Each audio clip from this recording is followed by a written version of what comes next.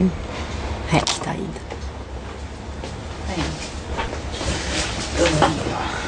Eu não sou muito fotogênico, não. Hoje é 18, né? 18 de outubro de 2011. Então,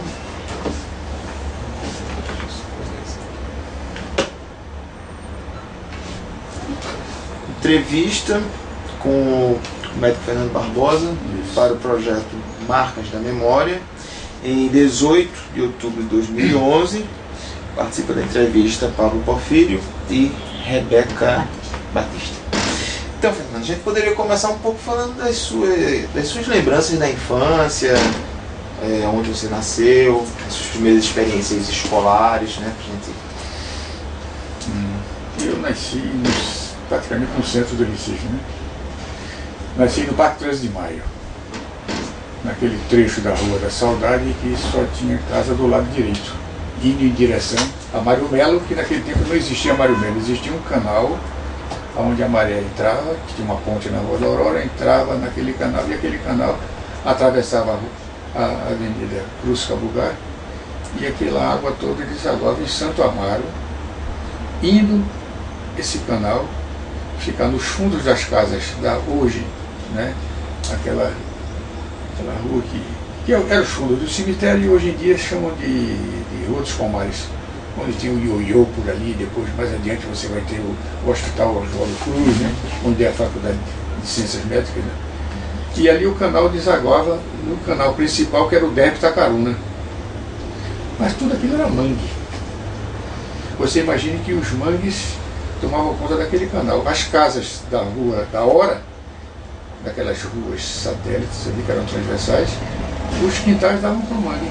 Como as casas da João de Barro, naquelas transversais de Guatabira e Rua Monte Castelo, também davam para o mangue atrás.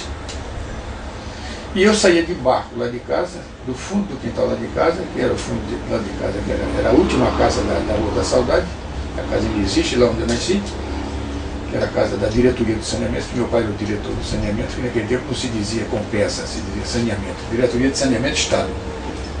Eu saía do fundo lá de casa, dentro de um barco, eu ia até a rua de São Caetano e a rua do Odorico Mendes, onde tem lá aquele clube das faixas. E de barco ali pelo canal, toda a vida, né? Uma vara grande, né? Empurrando o barco e o barco ia. Mas eu era muito pequeno naquele tempo ali. Pequeno. Depois o 13 de Maio se transformou, né? Foi tempo que eu fiz a minha primeira comunhão, depois eu fiz a renovação já no Congresso Eucarístico Nacional no 13 de maio de 1940. Eu nasci em 33. Aí o Papa já apareceu, o Pio XII, aquele grande nazista, né? Apareceu aqui em Recife, né? E nós, da Paróquia da Paz, da Paróquia da Paz, não, da Paróquia da Piedade, da Rua da Piedade ali, nós fizemos antigo sido batizado e depois do batismo vem a Eucaristia. Não sou mais ligado às coisas da igreja, não. E fizemos a comunhão novamente no 13 de maio. Aí o 13 de maio já estava diferente, já era o 13 de maio de hoje, né? Era o 13 de maio de hoje, né? E dali eu fui para Cabanga, morar na Cabanga. Na Cabanga eu comecei a estudar na Cabanga numa escola particular, chamada Colégio Melo Cabral. Ficava na Rua Imperial, não era bem na Cabanga, era na Rua Imperial, que hoje em dia não existe mais. As professoras faleceram e a escola acabou. Mas eu sempre fui um cara muito treloso na minha infância. Você imagina que eu já tinha 7 anos de idade para 8 e eu ainda aperreava a minha professora na aula das aulas, ela chamava das coisas da vida. Você aprendia como usar os alimentos, você aprendia como usar os peixes, né? Peixes, as aves, como usar as carnes, você aprendia a usar o relógio para saber das horas. É uma escola interessante que naquele tempo era diferente da escola de hoje, né? E eu nunca disse as horas certas, né? E Dona Amélia, coitada, que era uma das professoras, ficava dizendo a minha mãe, né? Dona Noêmia, eu não sei por que Nandinho me chamava de Nandinho, né? É o único na classe que não sabe ver as horas. Mas eu já fazia isso só de brincadeira, para poder aperrear a pobre da Dona Amélia. E eu, claro que eu sabia ver as horas, com 7 para 8 anos de idade, você sabe ver as horas, né? E aí a vida foi, né, rapaz? Depois fiz o ginásio, naquele tempo era ginásio, depois científico, né? Entrei na UESP, União dos Estudantes Secundaristas de Pernambuco, né? Aí começou a minha vida política, né? Era uma agitação sem fim. Naquele tempo, por sinal, eu muito jovem já comecei a trabalhar, com 15 anos eu comecei a trabalhar. Quer dizer, para vocês vai ser uma novidade. Eu ia dizer que com 15 anos eu tive que ir trabalhar, mas eu não, porque não era porque papai e mamãe queriam que eu trabalhasse por necessidade, não. É porque eu conheci, eu jogava futebol, e no futebol eu conheci um funcionário de uma empresa daqui do Recife, que ele era o diretor do departamento de rádio jornalismo da Rádio Clube.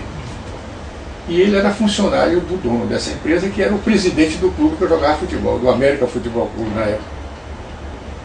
E ele perguntou a mim uma vez lá, Fernando, você... Ele me chamava de Nando naquele tempo. Fernando, você... Eu estou precisando de gente lá no Rádio Clube. Gente que sabe datilografia. Você sabe datilografia, sabe redigir com máquinas? Eu digo que sei. E sabe mesmo, pode ser sei. Então apareça lá na rádio para fazer um teste. Eu estudava naquele tempo. Um minutinho só, senão você já não interrompe não, hein? Alô? Sim. Diga. Ah, sim, muito obrigado pela lembrança. Muito obrigado pela lembrança. É. Tá bom, amigo, tá bom. Alguma coisa eu estou amanhã lá em Barra de Jangada, em Curcurana. Tá certo? Tá bom, Rafa. Um abraço até amanhã. Mas eu estava dizendo que... A sua experiência inicial de trabalho? Fui lá na Rádio Clube. Cheguei lá no meio-dia, porque minha aula era de 7h30 às 11h30 para meio-dia. Mas como eu estudava perto, a Rádio Clube era na Avenida Cruz Cabugá, que hoje em dia não está mais ali. Aí ele me fez sentar numa máquina, eu peguei um papel, ele disse, sabe botar o papel na máquina? Eu disse, sei, aí eu botei o papel na máquina.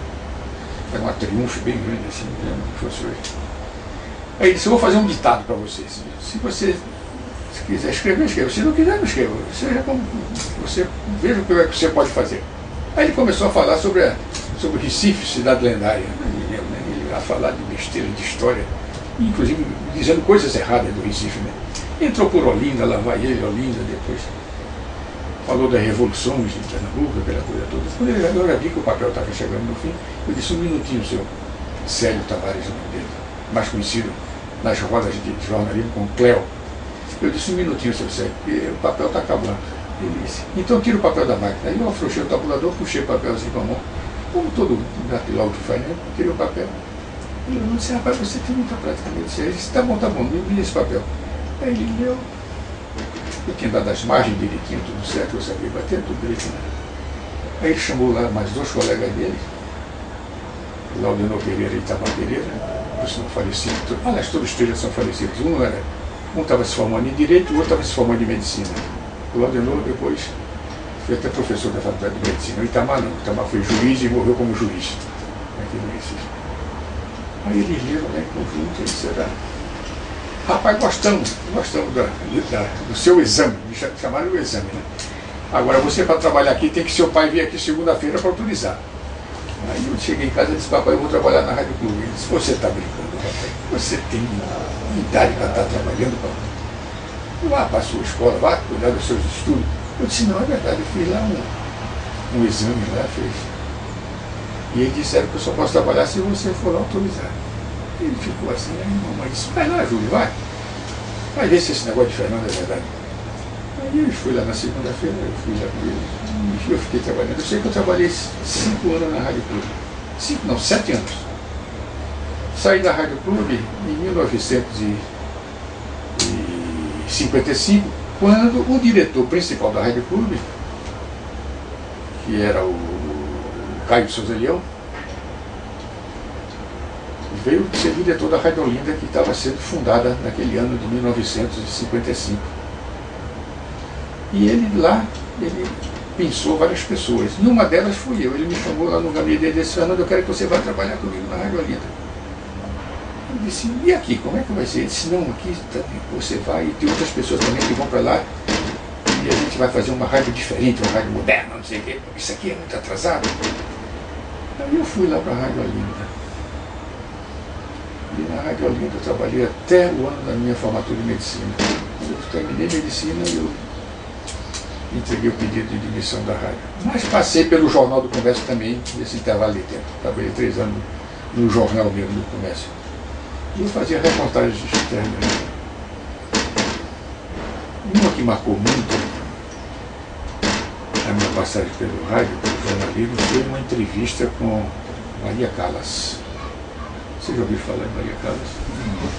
Uma cantora lírica que era casada com aquele milionário grego, dono dos navios e aquelas empresas.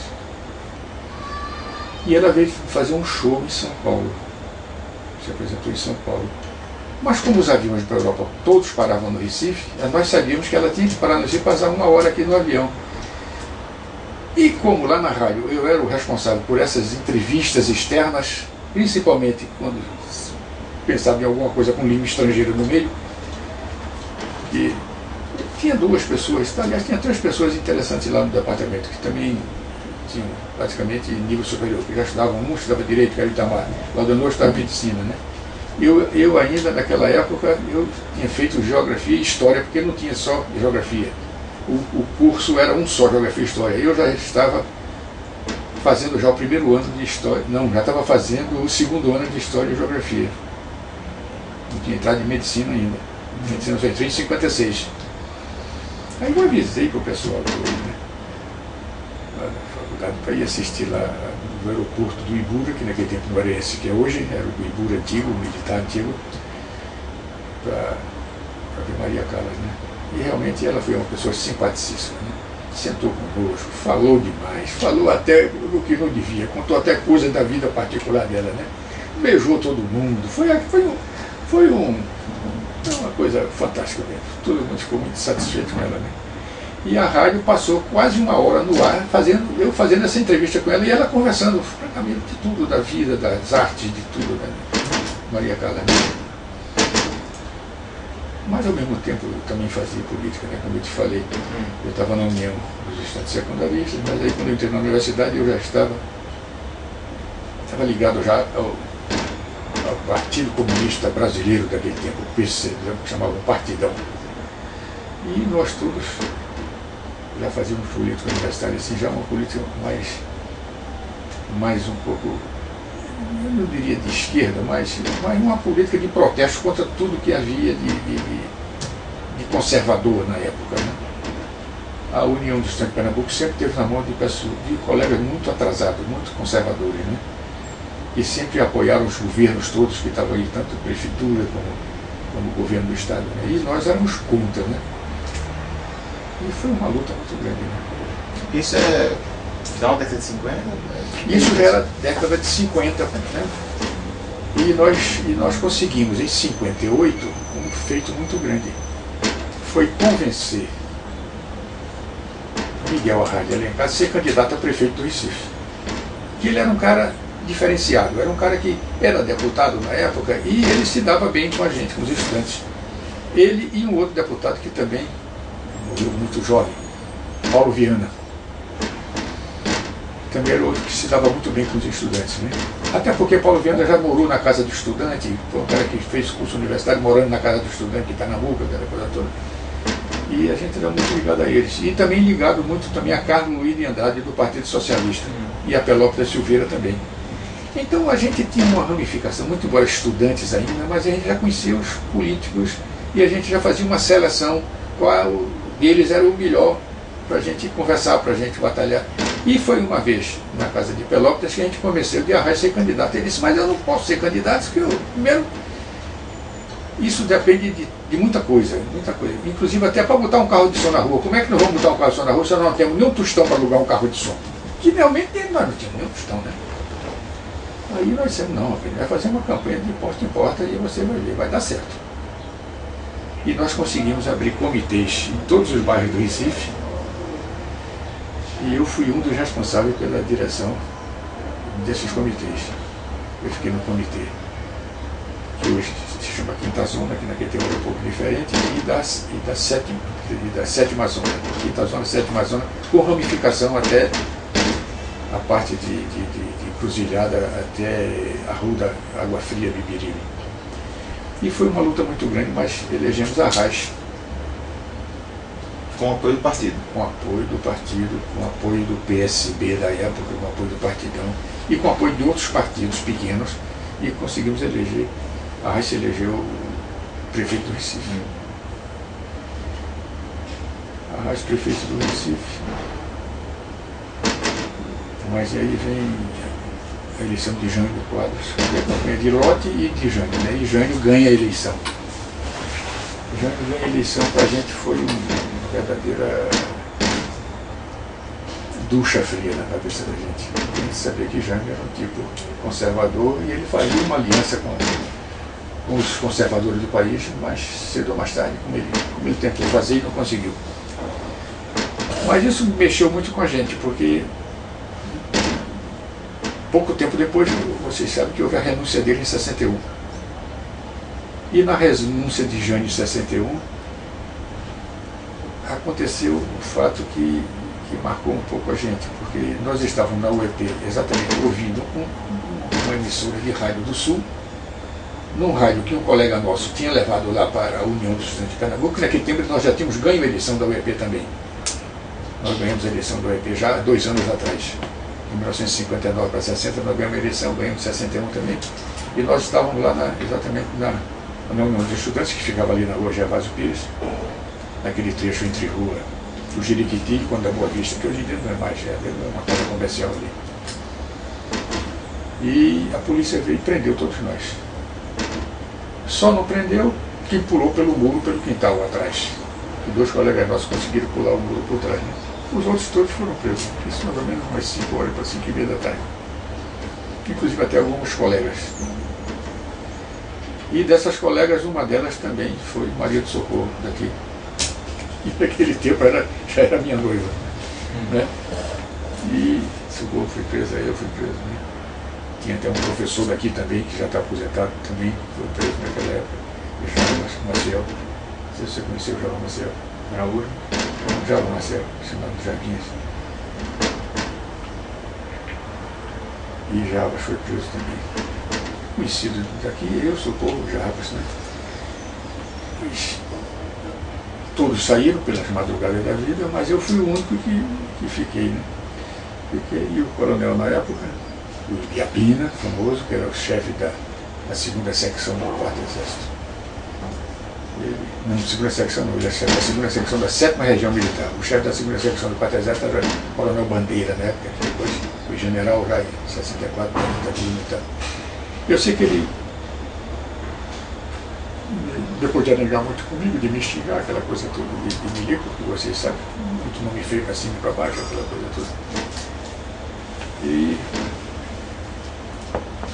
eu tive uma surpresa muito grande também nessa madrugada, porque a pessoa que estava sentada à máquina para bater o meu depoimento não era nada mais, nada menos do que o atual deputado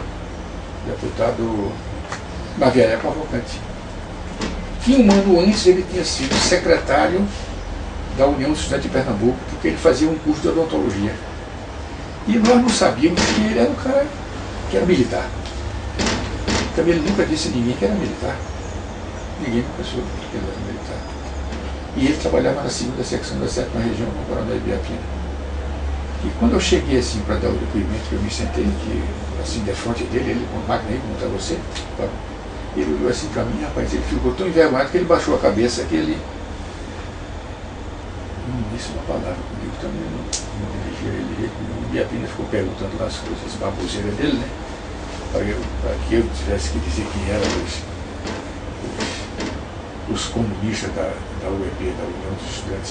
Ele disse que não tinha comunista, ele disse que não tem essa confusão de que tem comunista, não tem comunista. Eu sei que ele discordou, eu também discordei dele.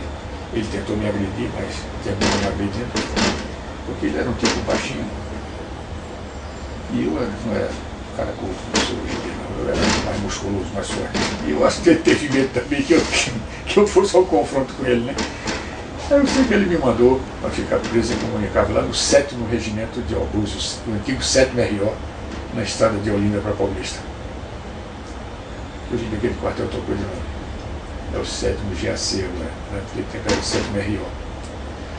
E eu ali passei 7 dias incomunicável, sem ver a luz do dia, num lugar de 40 por 60. Eu não podia deitar. Eu passei 7 dias, ou em pé ou sentado. A comida entrando por baixo da porta. Sem saber nada do que estava acontecendo do lado de fora. 59. Em 61. 61.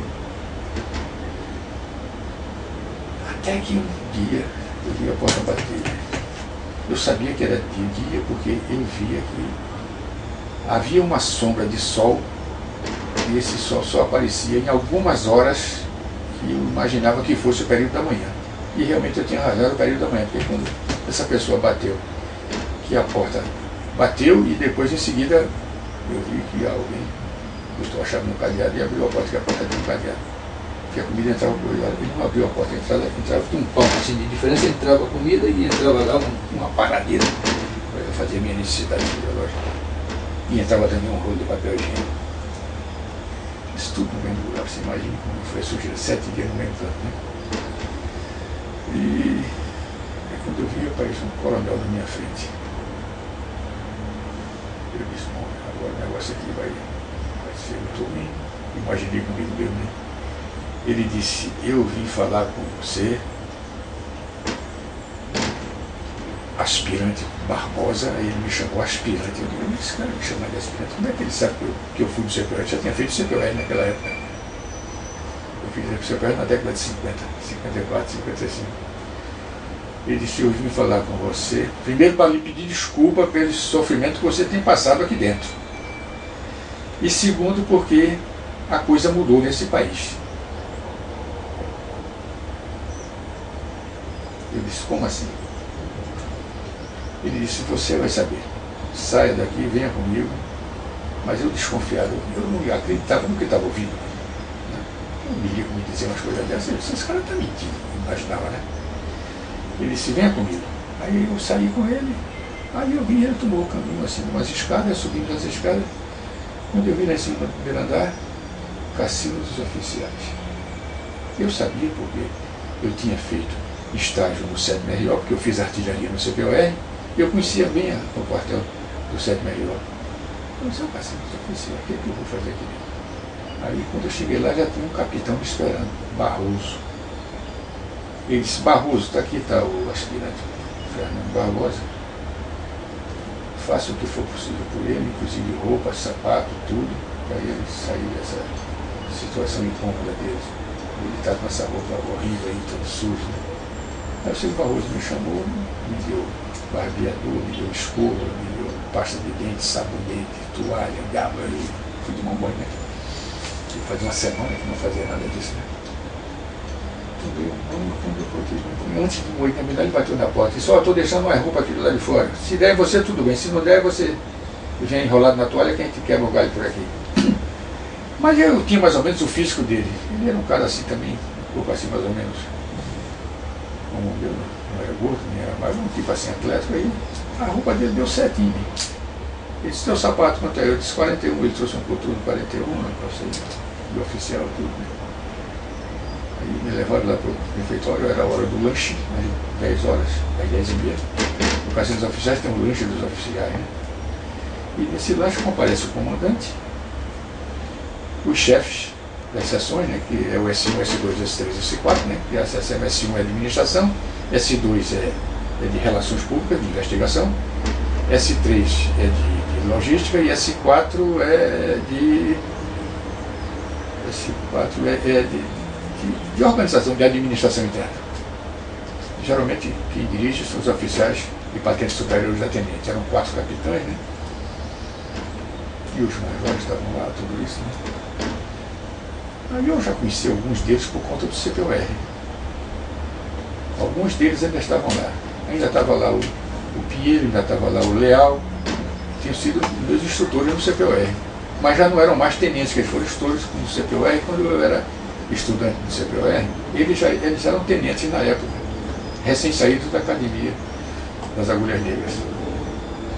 Agora já eram todos eles capitães. Inclusive o Lial já era major. foi aquela alegria, né? Os confraternizando, aquela coisa toda, né? Todos queriam saber por que eu fui parar ali preso, aí eu tive que contar essas histórias todinha que eu estou contando para vocês. E disse, mas rapaz, você me deu uma confusão, não sei se entendeu. Isso, o S4, de lá, o Valmir, capitão, também era conhecido meu, não do CPUR, mas do América Futebol Clube, porque ele era jogador de basquete do América e ele terminou sendo um dos diretores do América, que eu também fui diretor do América Futebol Clube nesse tempo. E Valmir, naquele tempo, era tenente. E Valmir também muito amigo. Eu disse, Fernando, eu vou te buscar um negócio que não vai ser bom para você não, mas você tem que ler porque o comandante quer que você veja. Era um telegrama do Ministério da Guerra, dizendo que eu estava incorporado ao serviço militar. Eu disse, mas Valmir, isso é uma loucura. E meu curso de medicina, que eu tenho que terminar. Ainda tenho aula de setembro, outubro e novembro. Eu disse, rapaz, a gente vai ver o que vai fazer. Mas você está aqui, você já é um oficial do Exército. Está aqui. Está aqui. Incorporado ao serviço militar. Aí Liel me disse, sabe o que é isso? Isso é um castigo para você deixar a vida universitária de política e ficar aqui o dia todo preso com a gente aqui para não estar fazendo as suas confusões que você faz lá na rua. Eu disse, está certo, você tem razão. Mas aí você veja a complicação que deu, porque eu tinha que fazer medicina, nesse tempo eu ainda trabalhava. Né? Eu ainda tinha mais um tempo de Raidolinda, aí não tinha largado ainda a Raidolinda. E ainda tinha que fazer uma disciplina que eu não tinha terminado, porque o Zé Antônio daqui, que já faleceu, você lembra do Zé Antônio da São Neto? Você foi aluno dele? Não foi mais. Zé Antônio era professor de História da América, mas como eu tinha terminado todas as disciplinas, menos a dele, porque ele não deixava eu fazer prova, porque eu não podia frequentar, porque a aula dele era de 1h da tarde às 4 da tarde, era exatamente na hora das aulas de medicina, que eu tinha muito discurso, as matérias importantes no turno da tarde. Ele não deixava eu fazer prova, me reprovava por falta de frequência. Mas eu insistia e eu me matriculava todo ano. Então eu matriculei em 67, 68, 69, não, 57, 58, 59, e 61 deu uma brecha. Eu tinha uma brecha à tarde. Eu tinha muitas matérias pela manhã e à tarde eu só tinha uma aula 2 vezes por semana, das 15 às 18 horas. Que era uma aula até com o Manuel Caetano, que já morreu, de neurologia e neurocirurgia. Aí eu dava tempo para frequentar as aulas de Zé Antônio Gonçalves. E eu realmente frequentei. Houve uns problemas, porque algumas aulas eu tive que faltar por conta das provas lá no Manuel Caetano, em medicina, mas deu para eu terminar e eu fiz uma aposta com a turma. Eu disse, por eu ser o veterano, vocês serem os alunos do curso normal, o veterano aqui sou eu vou tirar nota melhor do que vocês nesse Antônio. Aí ficou todo mundo mangando de mim, né? Inclusive minha atual esposa, Maria Socorro. E eu fiz o que prometi. Eu passei com 9 Zé Antônio. Ele ficou indignado, porque ele não queria que eu passasse de jeito nenhum. Porque no primeiro dia de aula, quando nós começamos lá na Fafipinha, que antigamente era lá na Nunes Machado, ele levantou-se e disse, quem é Fernando Barbosa? Todo mundo calado olhando para mim, né? E eu tive vontade de ficar calado também, né? Mas depois eu vou dizer que sou eu. Ele que sou eu. Ele disse, levante-se. Aí ele olhou assim para mim e disse, bem rista assim, ele era muito autoritário. Este é um exemplo do estudante profissional. Profissional, porque ele não estuda, ele faz política. Ele se vale da condição de estudante para fazer política, porque ele é comunista. E eu quero dizer a você, senhor Fernando Barbosa, comigo, que o senhor só vai passar na minha disciplina se o senhor realmente estudar. Porque se o senhor não estudar, o senhor não vai passar nunca aqui comigo. E o exemplo dele fica para todos vocês que eu não conheço, porque na minha turma eu não quero estudantes políticos, eu quero estudantes. Foi curto e grosso assim, né? Uma grosseria incrível, né? Eu não alinhei com ele, também não cabia ligar com ele, né? Eu disse, eu estou aqui para estudar. Agora, na minha vida lá fora, professor, eu faço dela o que eu quiser. Não interessa, senhor. Agora aqui eu sou seu aluno, tudo bem.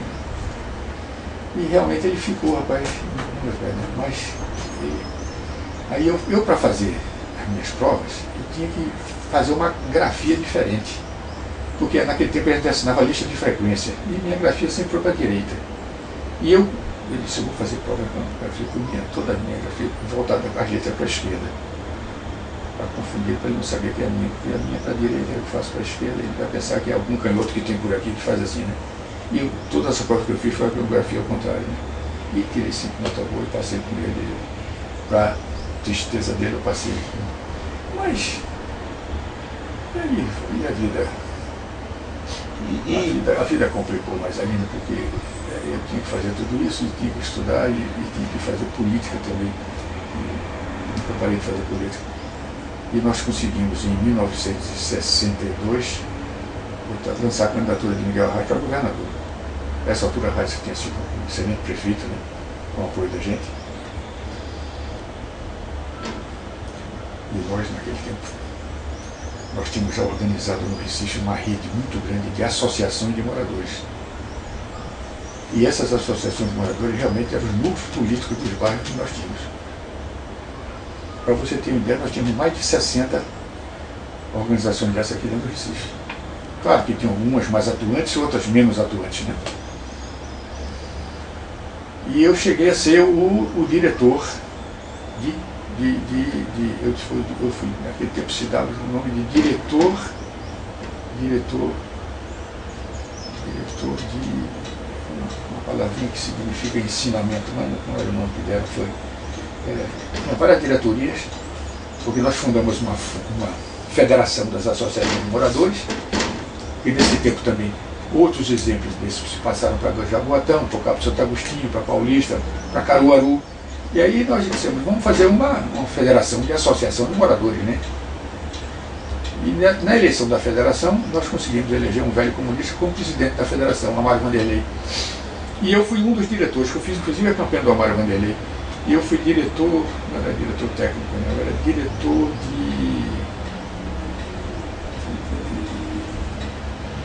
de propaganda. Era alguma coisa assim, não me recordo. Tinha um nomezinho que agora me foge a cabeça que nome tinha esse departamento. E isso me dava a condição de fazer toda noite uma palestra nas associações de moradores. E nós movimentávamos as associações com palestras. Na segunda era numa associação, na terça era na outra, na quarta na outra. E nós fazíamos isso. E tudo isso girava em torno de condições de saúde, melhores condições de saúde, melhores condições de escolaridade, melhores condições de habitação. Quando se lutava por melhores condições de saúde, a gente estava brigando também por asfalto nas ruas, saneamento nas ruas, tudo isso.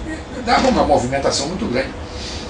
E nisso tudo a gente, inclusive, de vez em quando, nós levávamos políticos importantes para participar. Levávamos o Carlos Luiz, levávamos o Pelópolis, levávamos o Miguel Arraes. E isso tudo deu um embasamento muito grande, que Arraes foi uma pessoa muito conhecida, e os outros todos também muito conhecidos, né? E nós pensamos em dizer, Arraes vai ser o governador da gente. E lá vem o problema dos apoios, né? E naquele tempo, no tempo que Arraes foi candidato, tinha uma eleição para senador. E nós fomos falar com o Zé Hermílio de Moraes.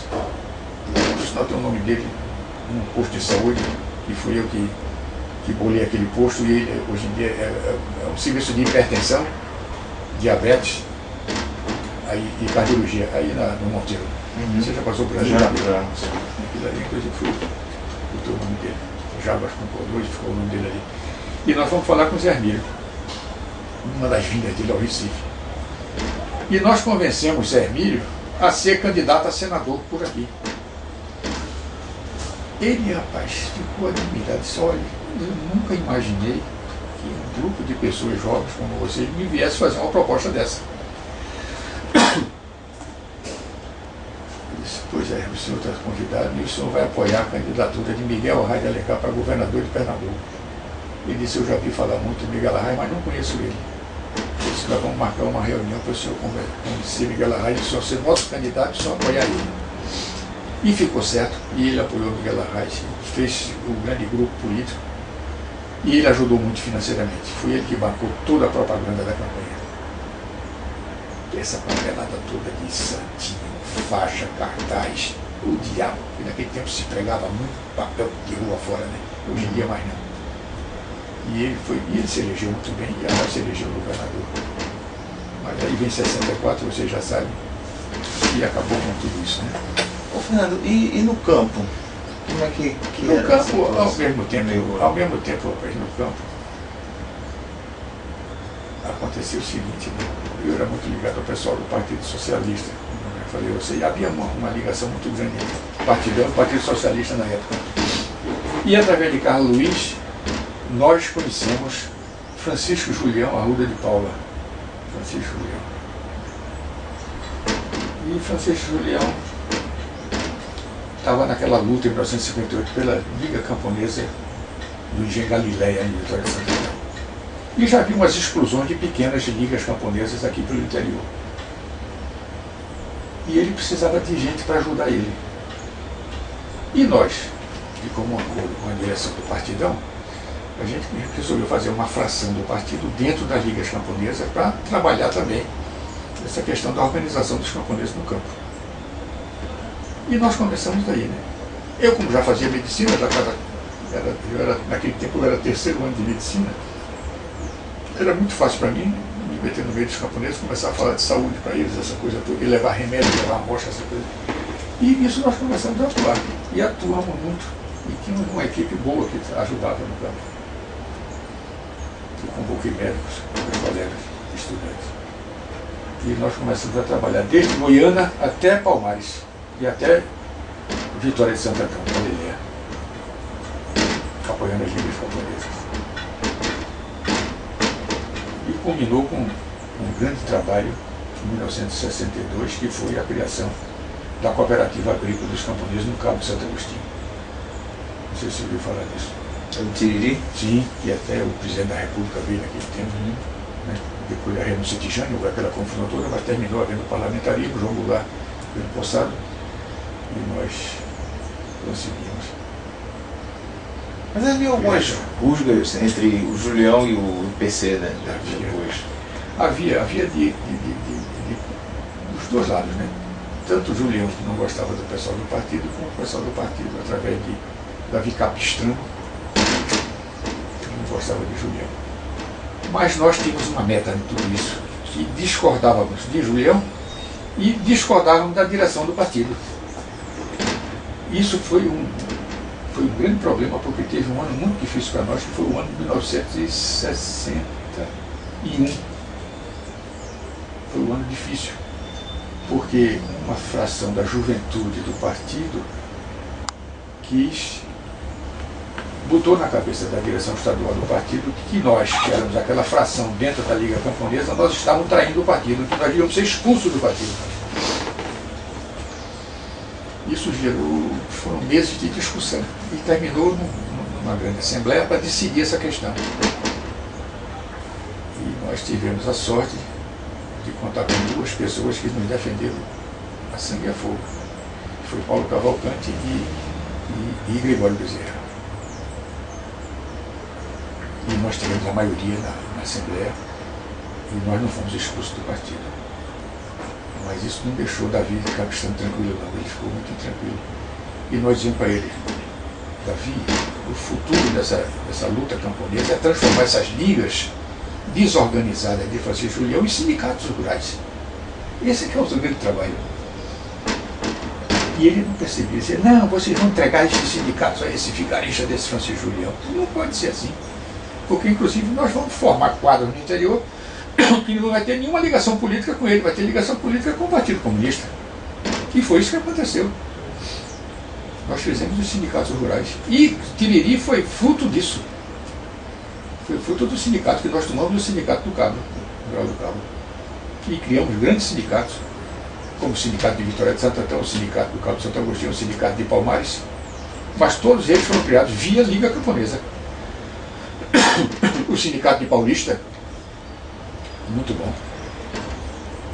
E nós tínhamos figuras chaves dentro desse negócio, todos eles muito amigos meus e de Socorro. Nós tínhamos aqui na Zona Norte, aqui até fazer política conosco de Paulista até Goiânia. Nós tínhamos um Manuelzinho, que é a base dele, era a Liga Camponesa da Miroeira. Nós tínhamos em Jaboatão para Vitória, além de seu Zezé, lá em Galiléia, nós tínhamos Joaquim Camilo em Jaboatão, na fronteira com Moreno. No Cabo nós tínhamos Manela Amaro, de Tiriri, nós tínhamos Gersino, muito bom politicamente, de Camaçari.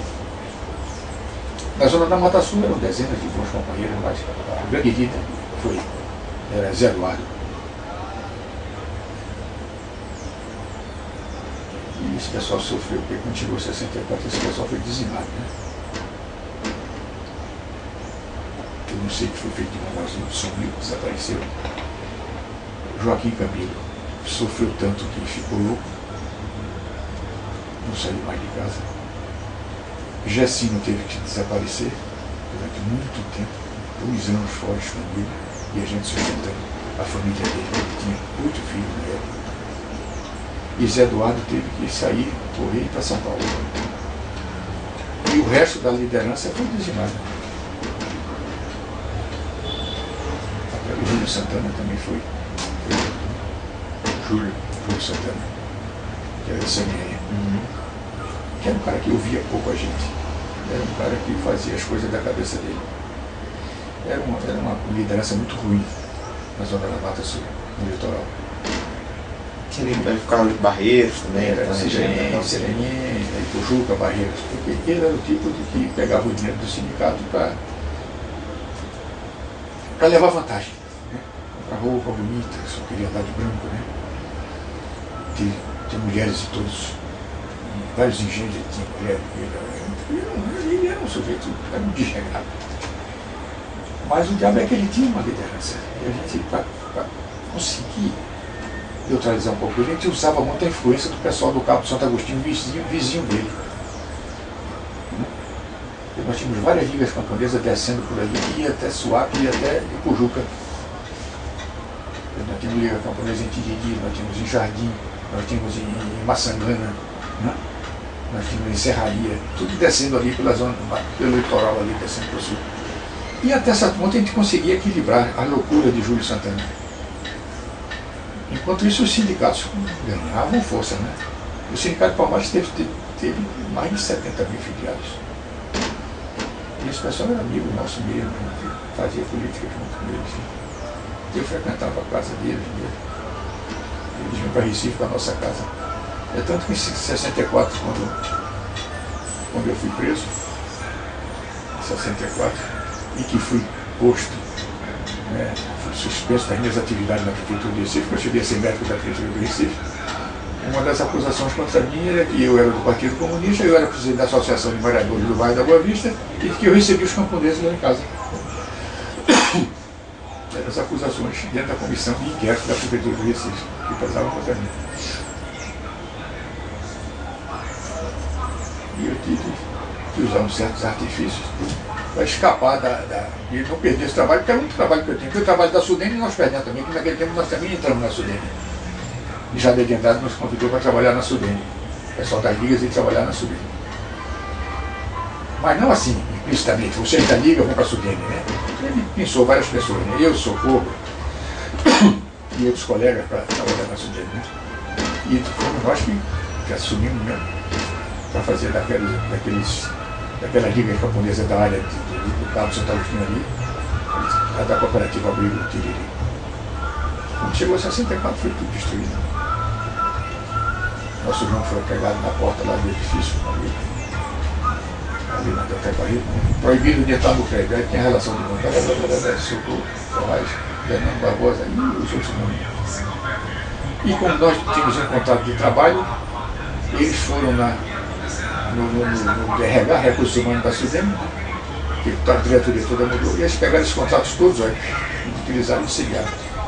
Eu sei que eles incendiaram tudo isso, mas nós não temos nenhuma prova de que nós éramos os lados. Ficava só a palavra nossa contra a palavra deles. Mas veio 79, né? Quando veio tudo que acabou a ditadura militar. E nós tivemos a chance de voltar para a Sudene. Naquela altura, Socorro era da universidade, eu também já trabalhava indiretamente aqui na universidade, porque eu era contratado pela fundação que era a Faculdade de Medicina, mas estava afastado, porque naquele tempo eu estava na Alemanha. E nós não quisemos voltar, não dava para voltar para a Sudene, inclusive a Sudene estava totalmente esvaziada. Praticamente não existia a Sudene, estava vazio aí, sem ninguém mais naquela época. Mas quando voltamos para o professor, reassumir aqui na universidade, Socorro reassumiu também. Passamos lá na Alemanha 6 anos e tanto, quase 7. Fernando, e agora eu fiquei na dúvida. Você foi chamado para ser incorporado novamente. E aí? Como foi aquela questão lá do telegrama? Como resolveu? Lá do quartel? Sim. Eu tive que entrar na ativa do Exército. Porque eu era da reserva, porque tinha terminado CPUR. Aí fiquei na ativa lá dentro, trabalhando como um oficial dentro da 4ª bateria. Isso em 61? Em 61. Eu dirigindo 4 canhões apontados para o Palácio do Governo e para... um programa e outro para a Prefeitura do Recife. Você repara, os milímetros como eram loucos naquela época, né? As nossas baterias eram apontadas para o Palácio do Governo e a Prefeitura do Recife. Porque lá estava a Pelota da Silveira na Prefeitura, no Palácio do Governo estava o comunista Miguel Arraia. Tinha que destruir esse é uma loucura, né? Eu morria de rir lá dentro do quartel, pessoal. Mas aí eu consegui, no mês de... Eu passei no 7º Regimento de Augusto, no 7º RO, eu passei setembro, outubro, e fim de outubro eu consegui vir para o 4º Exército. E naquele tempo não era como é hoje lá na perimetral, não. Ele era lá no 13 de Maio. Naquela parte da frente toda era 4º Exército, acoplado aí do lado direito era a 7ª Região Militar e por trás o Hospital Geral do Exército. Eu era muito amigo de Padilha, Coronel Padilha, que ele era o chefe da Ajudância Geral do 4º Exército. Aí eu fui conversar com ele, eu disse: Padilha, eu estou com um problema seríssimo. Eu não sei se o Major Leal falou com você, que ele era muito amigo meu lá do RO. Ele disse, telefonou para mim. E é por isso que eu estou sabendo das suas coisas. Ele disse, porque eu tenho que terminar 4 disciplinas importantes de medicina e se eu não frequentar, eu vou perder o ano. Eu sou 6º ano de medicina para me formar. Ele disse, Fernando, eu vou lhe tirar de lá e botar você aqui comigo. Você vai ser meu ajudante aqui na Ajudância Geral. Aí eu disse, agora você tem que conhecer o coronel de lá, porque o coronel de lá não é muito chegado à norma. Porque o Padilha era um nacionalista, como o Leal também era, mas o coronel que assumiu lá, depois que houve as modificações, o que falou comigo na volta da Padilha não era o comandante. Era um tenente-coronel, que o pessoal chama sempre de coronel. Mas o coronel não era o que se gerava. Mas ele convenceu o coronel que eu fosse para lá e eu fui. E ele dizia, você só tem que estar aqui às 4 horas da tarde. O resto do dia você faz o que quiser na sua vida. Eu disse exatamente para fazer o resto do meu curso de medicina. Porque na 4 horas da tarde tem o chá com o comandante, que é o general Costa Silva, e você tem que estar presente, porque ele faz questão de todos os oficiais serem presentes. O Costa Silva era o comandante do 4º Exército. Era o comandante do 4º Exército. Aí pronto. 15 para as 4 eu chegava lá, eu estava bufado, eu ia lá, ficava com Padilha, e eu e Padilha nós íamos lá para o segundo andar lá no quartel, para o salão ali, tinha um grande chá, uma parafernália de comida, junto, sanduíche, de diabo.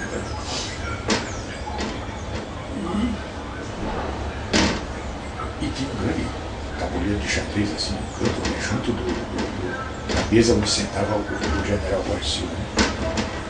Aí, na primeira semana, ele entrou em contato comigo. Mas na segunda semana, alguém deve ter falado com ele alguma coisa, né? Que tinha um bocado de reacionários lá dentro, violento, né? Que eu conhecia, né? Coronel Bismarck, Coronel Albuquerque, Cavalcante de Albuquerque, né? Esses eram os casca-grossa de passar. E eles conversavam muito com o Costa Silva. Eu vi os dois sempre, um ou outro conversando com o Costa Silva. Eu sei que lá uma semana depois, o Costa Silva me chamou, né? Lá, no chão, uma coisa. Ele disse, tenente, uma voz da minha cara. Sente aqui. Eu sentei lá. Ele disse, olha, eu estou querendo há muito tempo saber de umas notícias, mas eu acho que você pode me dar. Eu disse, quais são, general? Ele disse, Você vai me dizer como é que se funda uma célula comunista no diretório acadêmico? Eu disse, esse velho está doido. Eu acho que alguém disse isso a ele, porque ninguém funda uma célula comunista no diretório acadêmico, né? Você tem dentro de uma faculdade, você tem uma facção de partido dentro de uma faculdade, né? Que tem gente de todas as disciplinas dentro, mas no diretório acadêmico. Eu disse, não se funda o diretório de Partido Comunista dentro do diretório acadêmico. Ele disse, mas por que aqui todos os diretórios acadêmicos, todos são do Partido Comunista? Eu disse, quem foi que disse isso ao senhor? Ele disse, olha, não duvide de mim. Aí bateu na mesa assim, com toda a violência, né? Não duvide de mim. Eu disse, não, eu estou falando com o senhor com a maior sinceridade. Eu acho o seguinte, eu acho que o senhor leu isso de algum lugar, ou alguém lhe informou, porque não é bem assim. Ele disse, então me diga como é. Eu digo, a posição dos diretórios é uma posição nacionalista, tão nacionalista quanto o senhor. Aí ele ficou, disse, não, mas eu não sou comunista. Eu digo, não, ser nacionalista para nós não é ser comunista. Aí ele ficou meio confuso assim, rapaz. Eu disse, esse velho não entende de política. Aí ele discordou. Disse, você não quer dizer a verdade, mas não seja por isso, tá certo. Sabe jogar xadrez? Aí eu disse, mais ou menos. Ele disse, então vamos jogar uma partida de xadrez. Aí ele montou as peças no tabuleiro, a gente foi lá, o pessoal foi aquela coisa toda, deu 4h30, deu 5 horas, deu 5h30, e lá ele jogando xadrez. Ele jogava ruim para burro xadrez. E eu jogando xadrez com ele.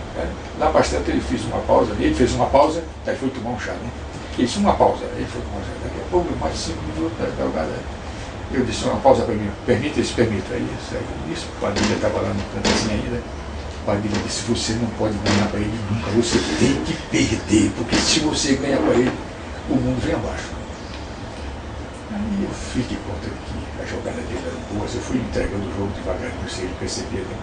Eu sei que ele ganhou, ele fez um checkmate, mas todo dia lá ele me chamava para jogar xadrez. Rapaz, olha, foi um sofrimento. Você já pensou, mais de um mês eu tenho que jogar xadrez com esse desgraçado, de segunda a sexta-feira.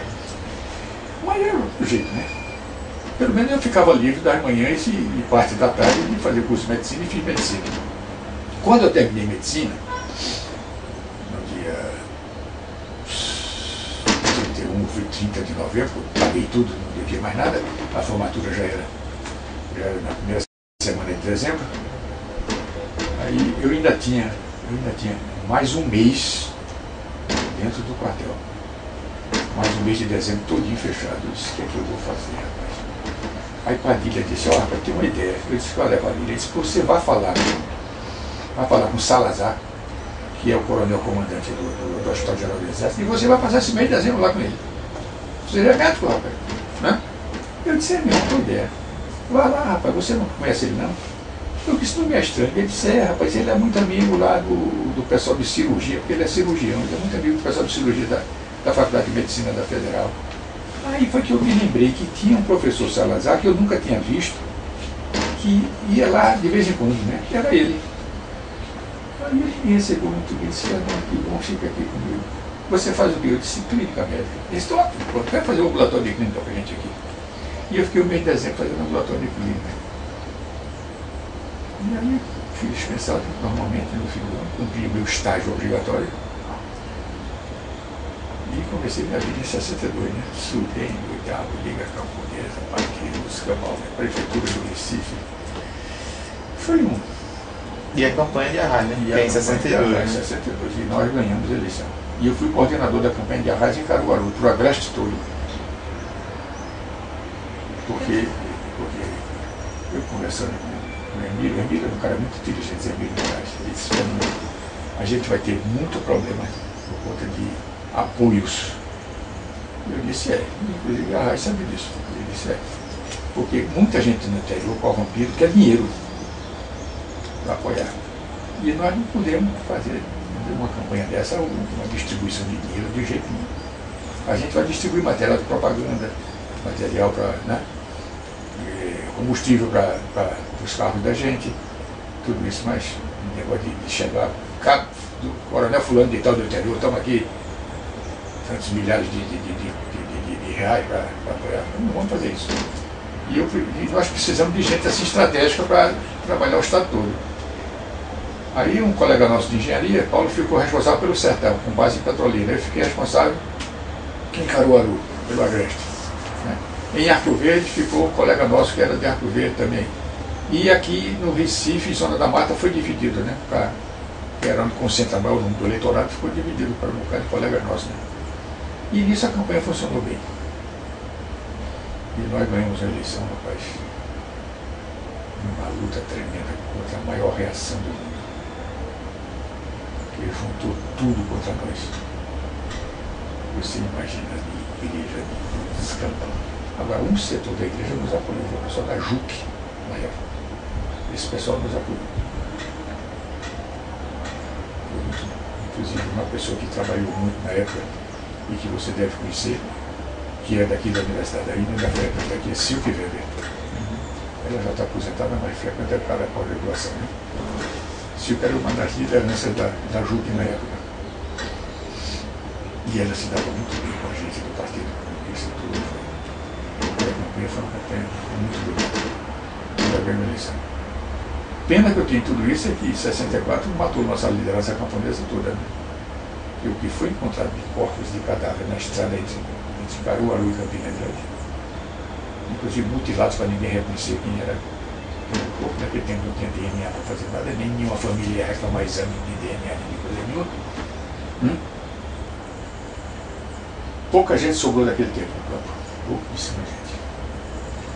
Sobrou quem a gente escolheu uma parte, uns que resistiram porque eram fortes, mas terminaram doentes, como Joaquim Camilo que eu te falei, mas Eduardo e Jacinto tiveram que se ausentar.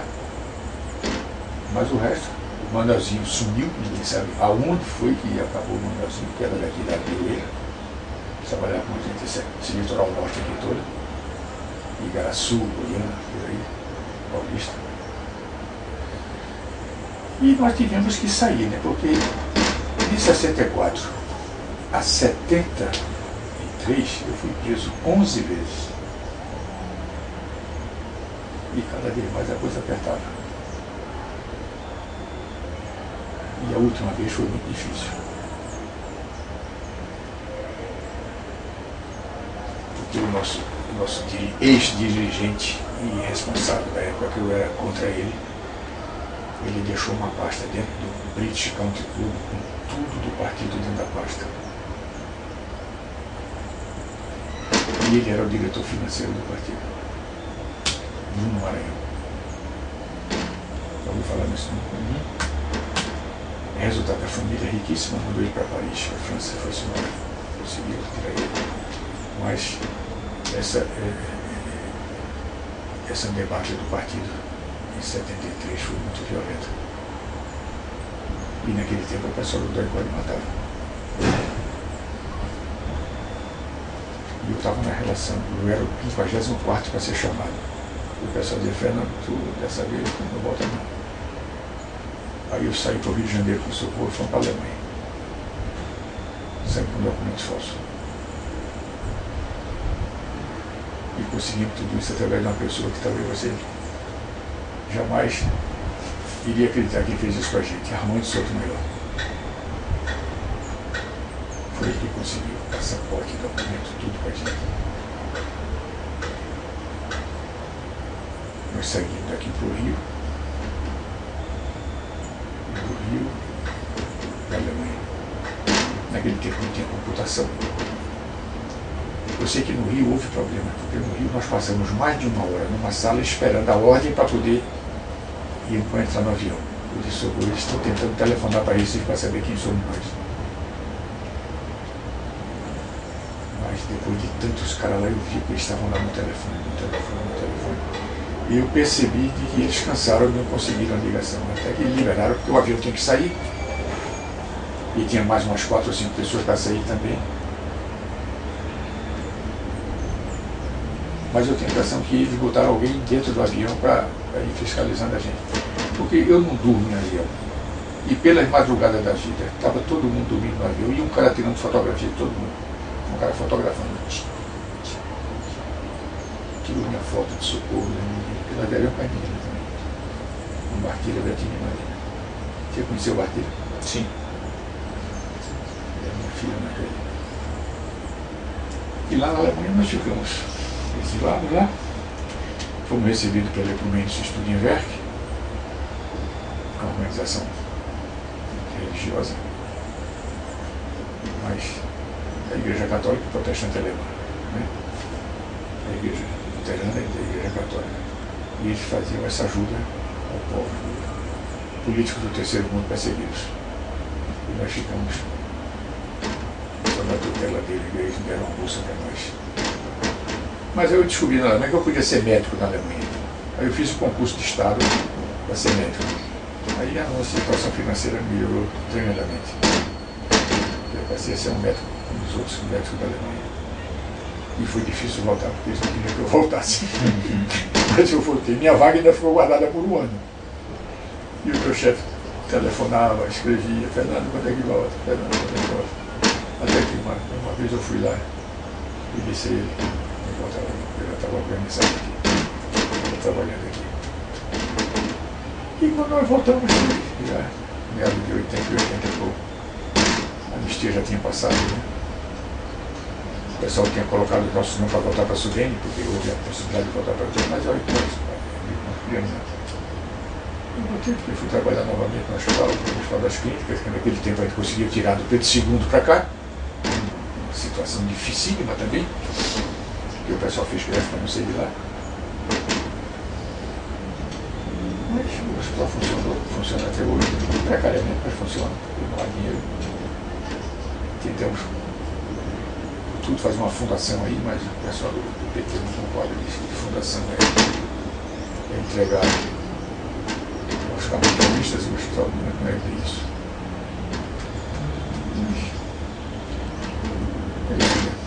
E essas 11 vezes presas, que você foi preso, Sofrimento. Como é que... Sofrimento. Ter que dizer coisas que eu nunca disse. Saber quem era quem. Como funciona tudo. E eu sofri tortura, tudo, mas nunca falei nada. Agora, alguns colegas nossos, não, alguns colegas nossos, que inclusive são meus amigos ainda hoje em dia, eu sei que eles falaram, inclusive a mim. E por conta deles terem falado é que dava essa complicação comigo, né? Eu tinha que negar. Até onde eu resistia, porque eu era forte da cabeça, com difícil, eu aguentei. Né? Mas eles podiam, se eu tivesse caído em 73, eles podiam ter me matado, como mataram em 75, mataram o menino jornalista lá de São Paulo, né? Eles enforcaram, eles disseram que foi o rapaz que se enforcou, mentira.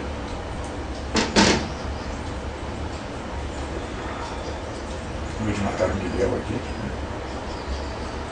Miguel.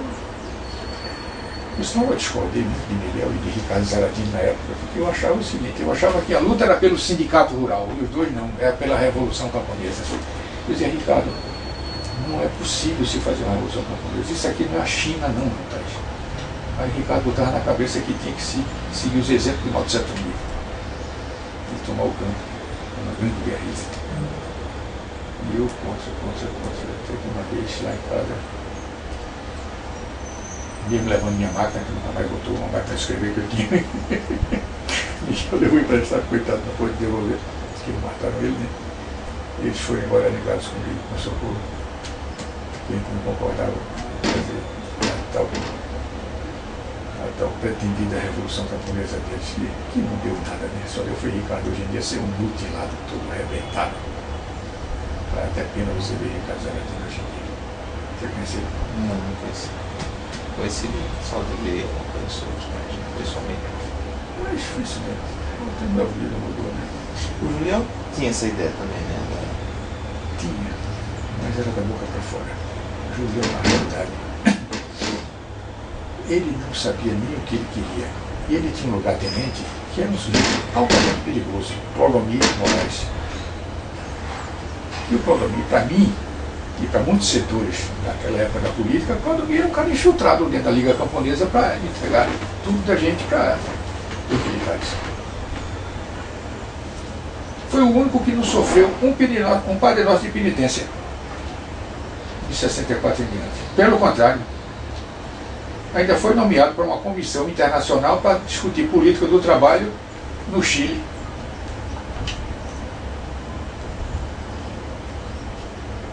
E a nomeação dele foi através da Organização Internacional do Trabalho. E que quem mandava naquela época na Organização Internacional do Trabalho era a CIA americana. E uma vez a Raj teve uma informação concreta de setores do próprio Exército Brasileiro e que passou para a gente, de que Clodomir era um cara infiltrado e ele era um espião.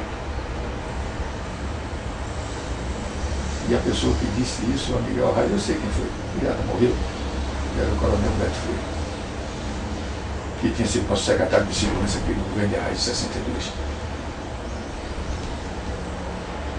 Mas Julião achava que Clodomir era grande figura, que falava com Mao Tse-tung, falava com Fidel Castro, falava com todo mundo, né? Tinha trânsito para todo canto, né? Aí cria essa loucura da guerrilha no Brasil. E você sabe que os focos guerrilheiros foram desmantelados no sítio apagado de óleo, né? Não foram todos presos. Quem só escapou, quem fugiu. E depois desse fracasso de Julião, que aí depois ele sai de vez, vai-se embora, vai para o México. Aí vem Ricardo com o partido dele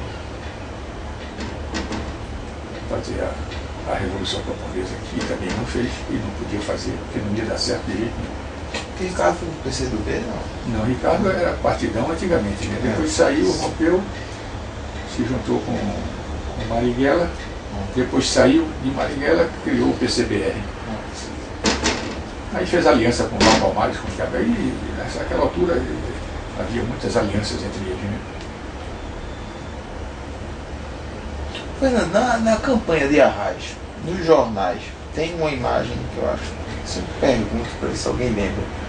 Eles tinham colocado, em 62, no finalzinho, já perto das eleições, o pessoal do João Cleófas tinha colocado uma instalação de madeira e denominado de Muro de Berlim, ali na Avenida Guararapes, com a Rua do Sol. E saiu uma charge, saiu as fotos, depois uma charge no jornal,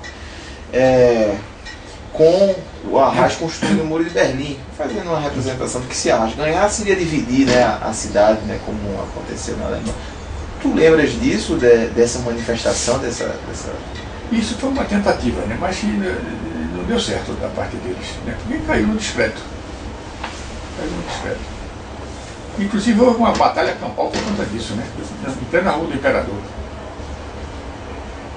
Que terminou um colega nosso sendo atingido por um pouco na cabeça, que por conta disso teve até uma concussão cerebral. Ele não bota que não está nem aqui, já está em São Paulo há muito tempo, né? Fruto dessa confusão. Que era uma provocação deles, para dizer que a Arraes ia fazer um muro de Berlim. Nós já estávamos preocupados em fazer muro de Berlim, não havia nada disso. A mesma coisa de dizer que os sindicatos rurais estavam recebendo as fardas para a guerrilha, para fazer a guerrilha, né? A lá Fidel Castro aqui no Nordeste, né? Isso é outra mentira, né? Inclusive mostraram até a roupa no jornal, né? Uma roupa azul, uma letra, né? E armas, tentavam as armas. Pelo contrário, quem tinha as armas eram os usineiros, porque eu estava na Ajudância Geral do Quarto Exército em 1961 e vi quando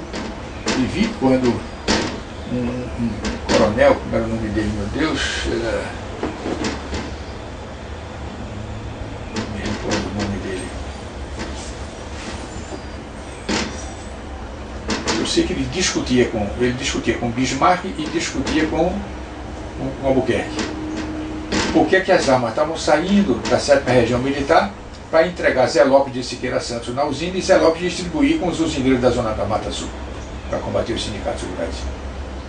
Como é que se ia recolher essas armas?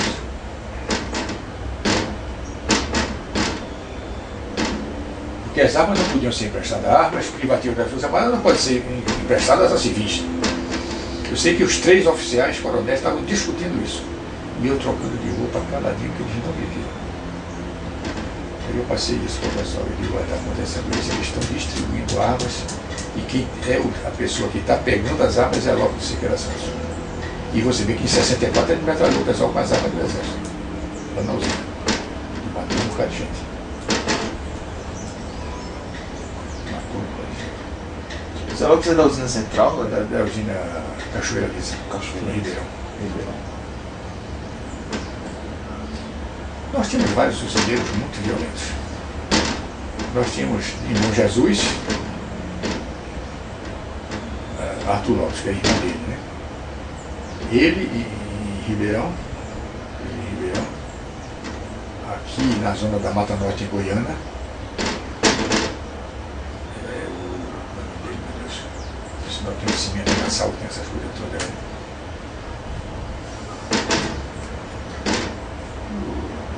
Até aqui em Casa Forte. Casa Forte. Parece que ainda está vivo ele.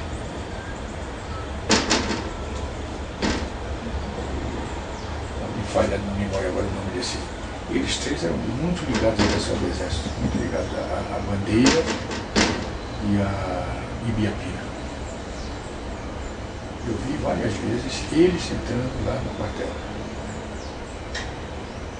Como eu assisti à reunião de Cito Sampaio, governador da época, com Costa e Silva, e essa reunião rebolou até quase 9 horas da noite, com o Waters, aquele general americano ligado ao Departamento de Estado para assuntos de guerra.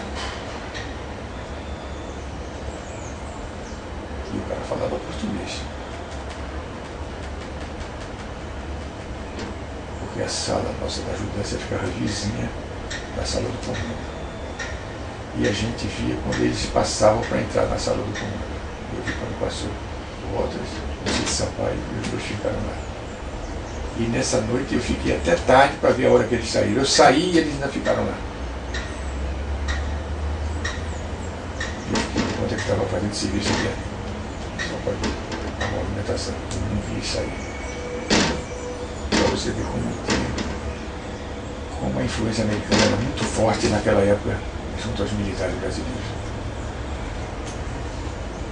Era muito forte. E os militares, por sua vez, pegavam esses coronéis do interior, esses senhores de usina, esses usineiros, né?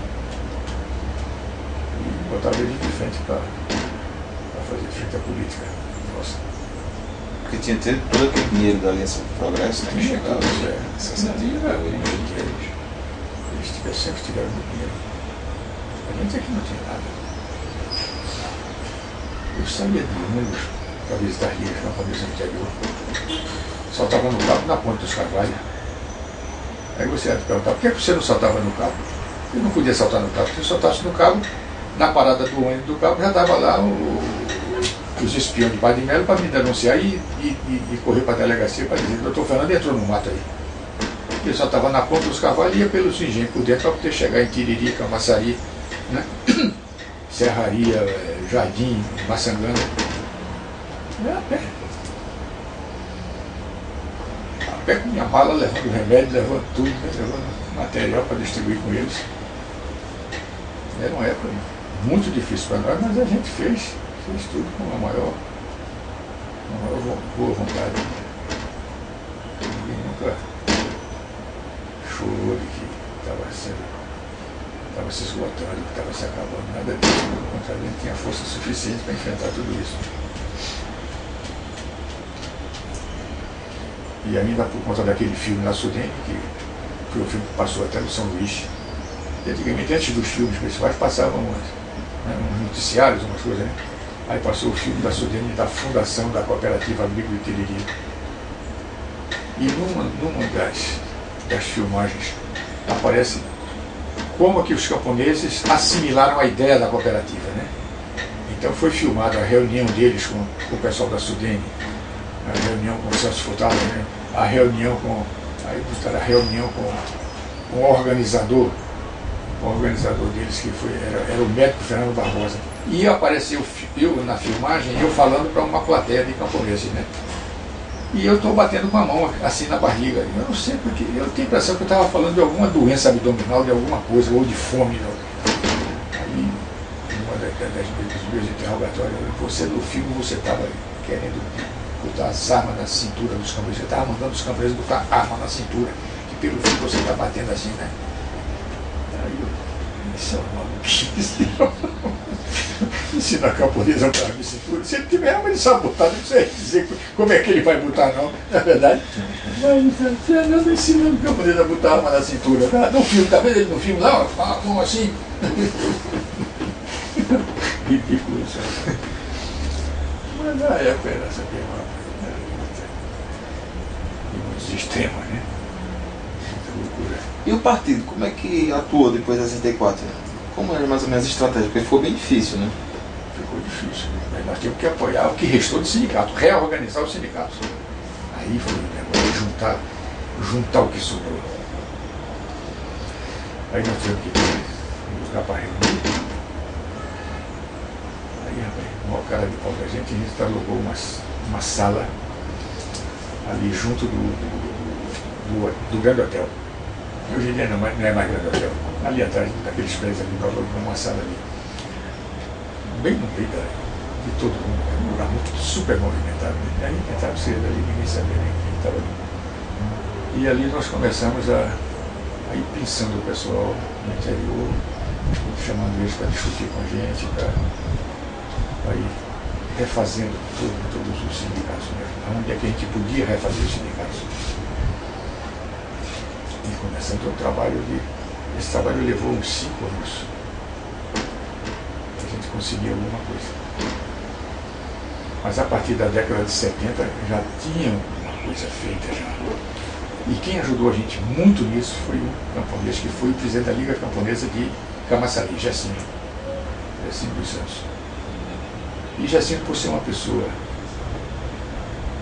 pouco vista aqui no Recife, ele tinha um trânsito aqui danado, ninguém sabia quem era Jacinto. Sabia, mas não, né, claro.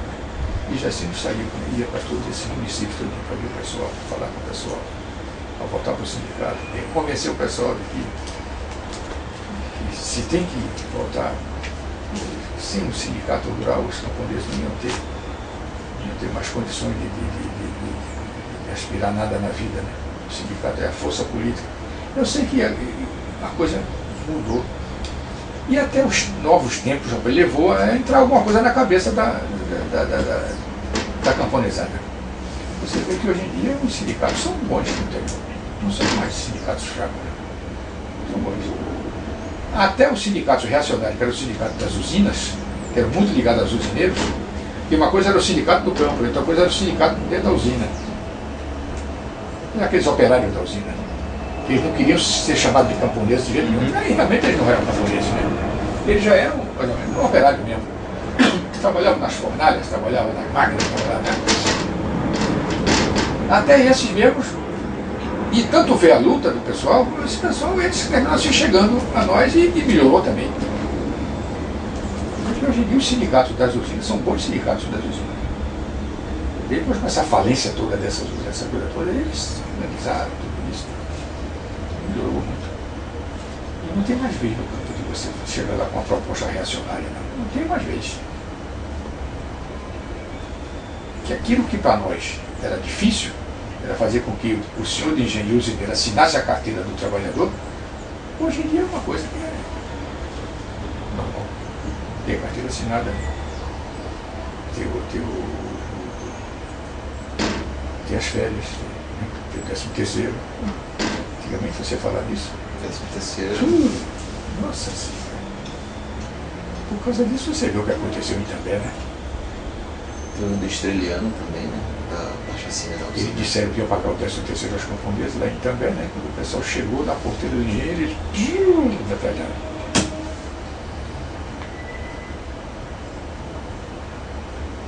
Tem até um trabalho aqui, feito aqui em História, sobre essa questão rural lá no engenho de Itambé. Não sei qual é o colega de vocês que fez um trabalho de mestrado sobre isso. Muito interessante. E aquilo tudo é verdade. Porque a Liga Camponesa de Itambé naquele tempo era uma liga muito forte. Que depois, por conta de Joel ter mudado de posição e se ligou ao pessoal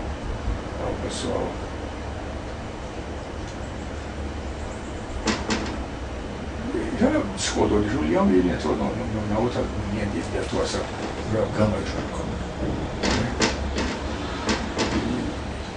E o pessoal ficou sem ter mais ligações com a gente do partido, nem ter ligações com ninguém, ainda mais com a doutora de Joel e João Alfredo. O doutor viu naquela confusão que deu uma urgência por isso. E depois Joel, hoje em dia, é advogado de usineiro. Não tem mais nada a ver com nada disso. Porque ali é de um grupo trotskista, né? Tem o Jeremias também, né? Exatamente. Eu não quero dizer que Joel era trotskista, né? Porque Joel não era. Mas ele permitiu que Jeremias entrasse na luta, e Jeremias era ligado aos trotskistas, ele era um dos dirigentes trotskistas. E não fazia sentido naquele época. Trotskismo naquele época. Que exemplo a gente tem? Ele é um Trotsky em luta camponesa nenhuma, ele é um intelectual que discordou de Stalin e por isso foi assassinado. Né? Mas era uma fração aqui na América do Sul que era contra o Partido Comunista. Porque o Partido Comunista na América do Sul sempre foi ligado à Rússia, a Stalin, essa coisa toda. Que essa dependência foi muito ruim para todos nós. E a gente discordava muito dessa dependência. Mas outros companheiros não achavam que não, que Paulo Cavalcante mesmo, coitado dele, ele era ligadíssimo à vida. Mas a coisa muda, né? A história está aí para contar que muita coisa mudou, né?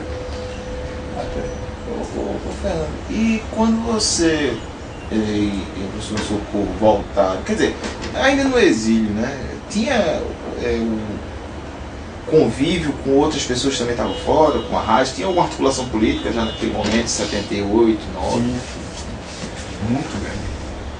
A gente trabalhava na Alemanha, mas o centro nosso de política era Paris. E nós estávamos em Paris todo mês. Eu pegava meu carro, rapidamente, em 4 horas do dia eu estava em Paris. E nós fizemos todo um trabalho junto a Miguel Arraes para a volta dele. E realmente a volta dele foi um dos maiores comícios que Recife já teve, aquele de Santa Amaro. Você não tinha nascido ainda não, né? 79? Não, nasci no ano seguinte. 80, né? Foi um comício, rapaz. Os jornais estão aí, se você for pesquisar no jornal, você vai ver que Santa Amaro, aquela Casimiro, aquelas ruas todas. E eu não assisti o comício, porque quando eu voltei, eu já voltei na década de 80, esse comício foi em 79. E a Raiz sempre dizia pra gente, eu vou chegar no Brasil primeiro do que vocês. Realmente ele chegou. Mas nós reunimos frequentemente, discutimos isso. E só em 1977 eu vim escondido ao Brasil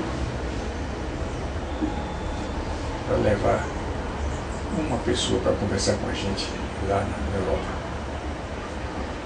E o meu trabalho era o seguinte, de acordo com a reunião que a gente discutiu lá na França, era trazer a pessoa mais influente daqui para ir discutir conosco o problema da política de Pernambuco, em especial do Nordeste e do Brasil, lá com a gente. A gente viu o rumo, porque a coisa estava numa efervescência muito grande. A década de 70 foi uma efervescência política violenta, né?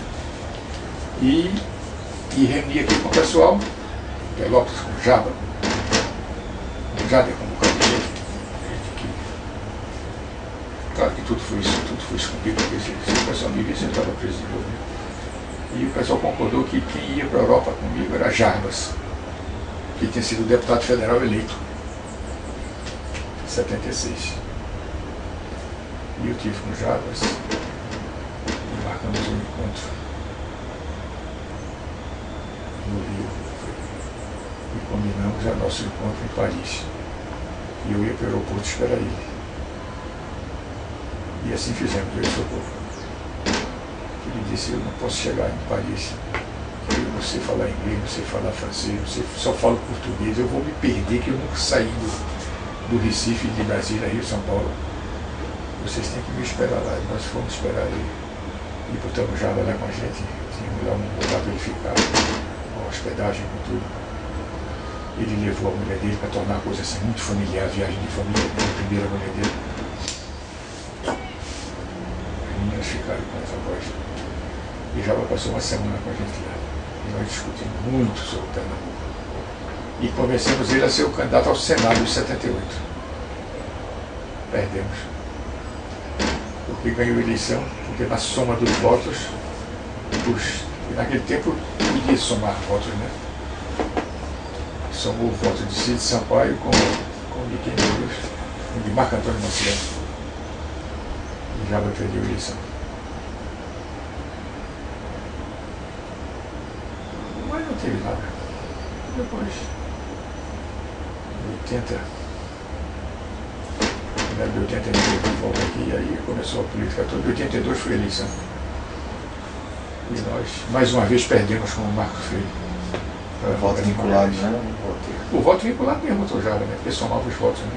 Para senador Cid, Marco Antônio, somando os votos dos dois vinculados, era da mesma, ele tentava da mesma facção, né? Mas em 82 aí já foi diferente. Em 86 ganhamos a eleição, realmente, com Miguel Arraes. Mas foi uma campanha dura também, foi boa. E uma coisa curiosa, essa eleição de 86 tinha aquela aliança do Julião com o Zé Múcio, né? O Pacto da Galileia, né? Teve essa palhaçada de Julião, né? Foi fazer essa coisa de louco, né? Discordar de Arraes, porque Arraes estava ligado aos comunistas e não havia nada pior para Pernambuco do que se eleger alguém comunista, né? Mas você vê a cabeça de Julião, cara. Julião realmente, no fundo, ele era um anticomunista. Ele era um cara narcisista, vaidoso, de esquerda na cabeça dele, não tinha nada. Essa é a verdade. Filho de um coronel de interior, né? O coronel Sinés Agulha de Paulo era um latifundiário dos maiores da zona da Mata Norte, né? Era em Bom Jardim, né? A Fazenda Espera era um mundo. Não sei se você chegou aí lá. Não. Hoje ele espatifou porque o velho morreu. Bom Jardim, né? Bom Jardim, uma parte ficou com o Julião, depois o Julião tinha 4 irmãos, mais 2 irmãs, aí dividiu tudo e eles mesmo acabaram com tudo, venderam tudo por ele mesmo. Não existe nada do que era a espera antigamente. Que eu conheci muito a espera. Fui lá várias vezes, quem tinha uma liga camponesa bem perto, de João Alfredo, que é vizinho de Bom Jardim. Nós temos uma liga de Limoeiro também, que era perto de Bom Jardim. Mas Julião tomou aquela posição política horrorosa, né? Mas ainda bem que não pesou muito no somatório dos votos mesmo, não conseguiu arranjar voto. E Fernando, quando essa reunião com Jarbas e Arraes também, né? Arraes estava na reunião. Também foi aí que começou a Arraes aproximar-se do MDB e depois foi MDB? Foi nesse momento? Foi nesse momento. Do PTB, do antigo PTB e depois PDT de Brizola, ele não... Não, porque Brizola, quando voltou, deram o golpe nele, né? Acabaram o PTB dele, né? Uhum. Ele teve que criar um partido PDT. Né? E o pessoal do Rio se apoderou do partido dele, o PTB. Que não era dele, era de Vargas, né? E Vargas foi quem criou o PTB, né? Mas foi outro cara contraditório, o Brizola, né? Porque o Brizola, em muitas reuniões conosco, ele dizia, não, Arraes, vamos fazer o seguinte, a gente vai fazer a Revolução Brasileira, você da Bahia para cima você vai tomar conta, da Bahia para baixo quem vai tomar conta sou eu. Não se pode fazer política com semelhante quadro, né? Montar um quadro desse, isso é uma coisa inimaginária, né? Ninguém podia imaginar que Arraes ia ser um revolucionário para tomar conta do Norte e Nordeste e Brizola do Sul, Sudeste. Não, isso não fazia sentido, né? Aí nós víamos, né? O pessoal, é loucura dele, né? Não tinha que tomar outra posição. E arengar com ele por isso, deixa ele, né? Nas maluquices dele, né? E tanto que ele volta para o Rio de Janeiro, cria o PDT, e sempre foi um cara muito polêmico, né? Ele termina se elegendo, né? Governador. E mais de uma vez foi governador lá no Rio de Janeiro. Né? Isso mesmo. Porque tem uma reunião em 79, né? Em Lisboa, para a recriação do PTB na época. Né? O Arraes não participou, você participou? Não fui não. Mas eu tenho amigos que estavam lá. Saíram da França para lá para ver isso. Sérgio foi. Sérgio Menezes. E foi para ver, né, como é que a coisa se comportava, né?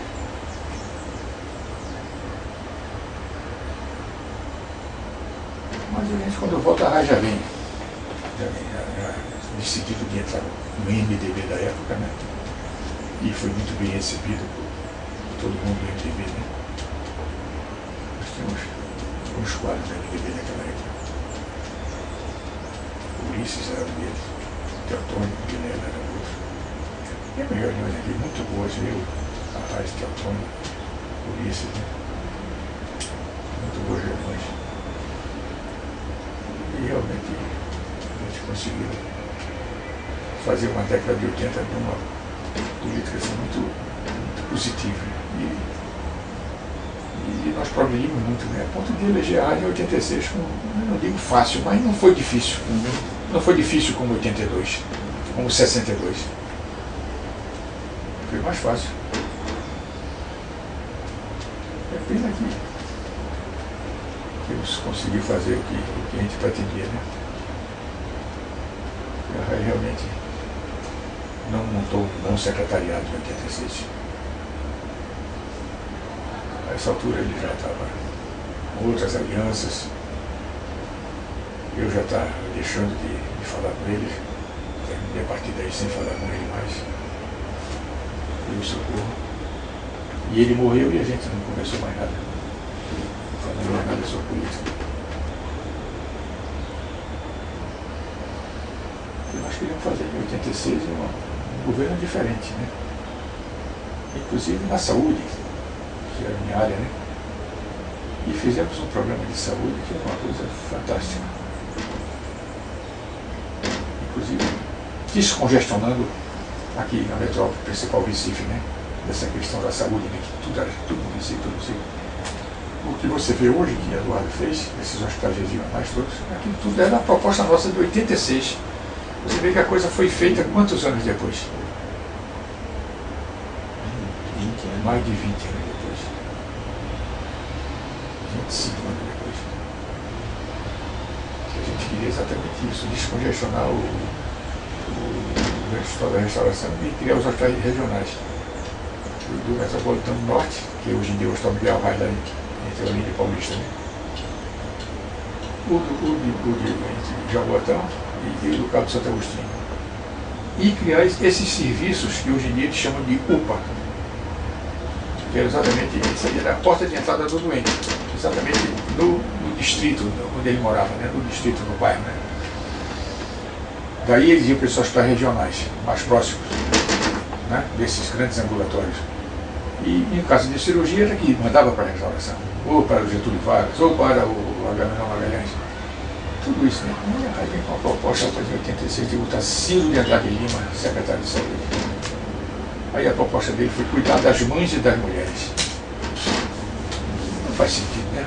Se você está cuidando de uma coisa maior, por que está preocupado? Mulher tem que parir, tem que ser parto natural.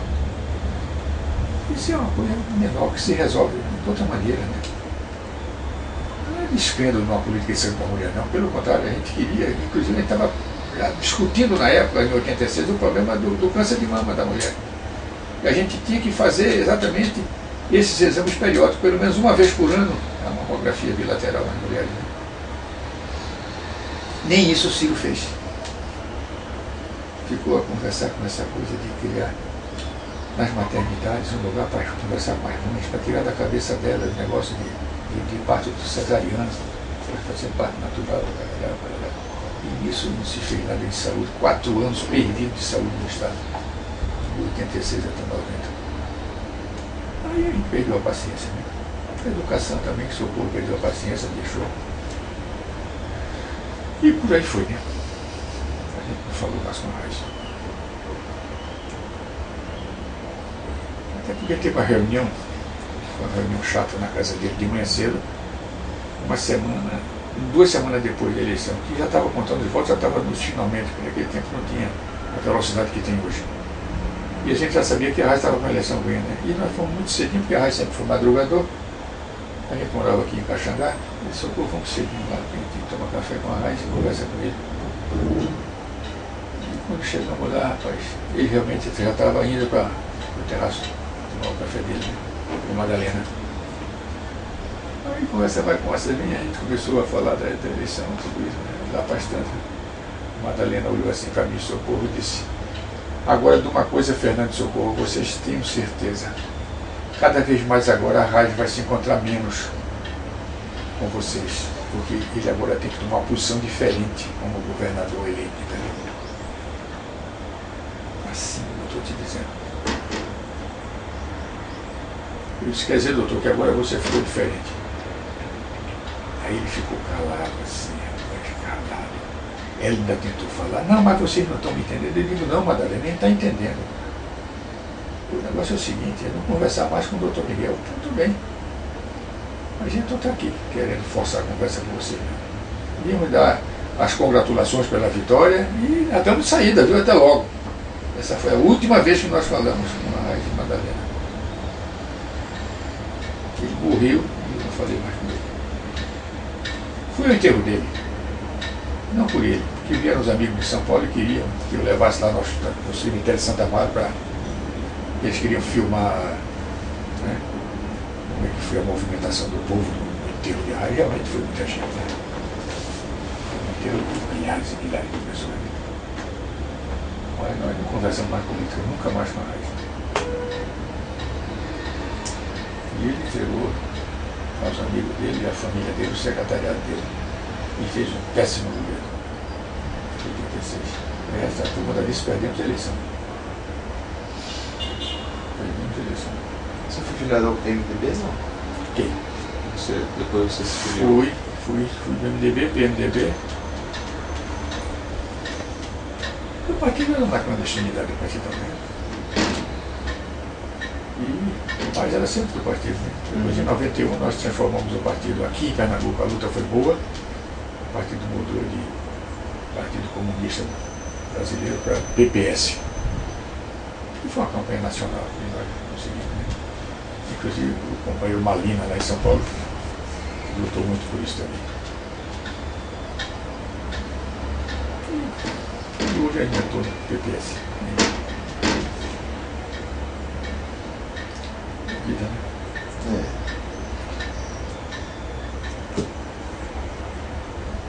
Acabou-se o tempo, né? Não. 5 horas quase. Quer alguma coisa, falamos alguma coisa para concluir, fazer um último registro? Não. Eu acho que a gente falou. Eu acho que eu falei mais da minha vida do que da Liga Camponesa, né? É a sua vida que é isso mesmo, registro aqui. Mas é isso mesmo. A Liga foi isso mesmo que eu falei, né? Um movimento que surge. Um nome meio esquisito, né? Sociedade dos Plantadores de Cana do Estado de Pernambuco. Era mais uma entidade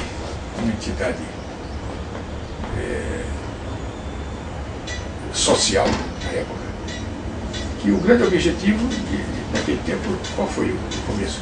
Era ajudar o homem do campo em fazer o enterro dos seus dependentes. E nisso o Julião era deputado estadual, ele pegava parte da verba dele e começou a enterrar a camponesa, né? Enterrando, ele corria, enterrava. Mas depois a luta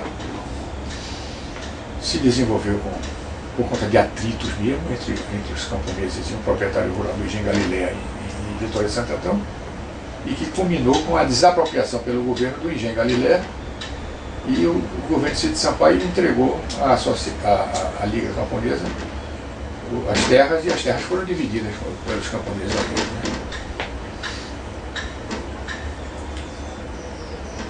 A gente, anos depois, a gente conheceu a família dos descendentes do senhor de engenho daquela época lá de Galileia. E realmente eles ficaram muito pobres. Muito pobres. Beltrão, né? Eles ficaram muito pobres. Porque o velho pegou o dinheiro que recebeu do Estado, botou na cabeça de fazer uma fábrica de tijolos e de telha lá na região de Itapacurá. A grande enchente de Itapacurá levou tudo dele, acabou com o que ele tinha. Ele faliu ali. Os filhos que já estavam grandes, distribuídos, já estavam morando aqui pelo Recife, né?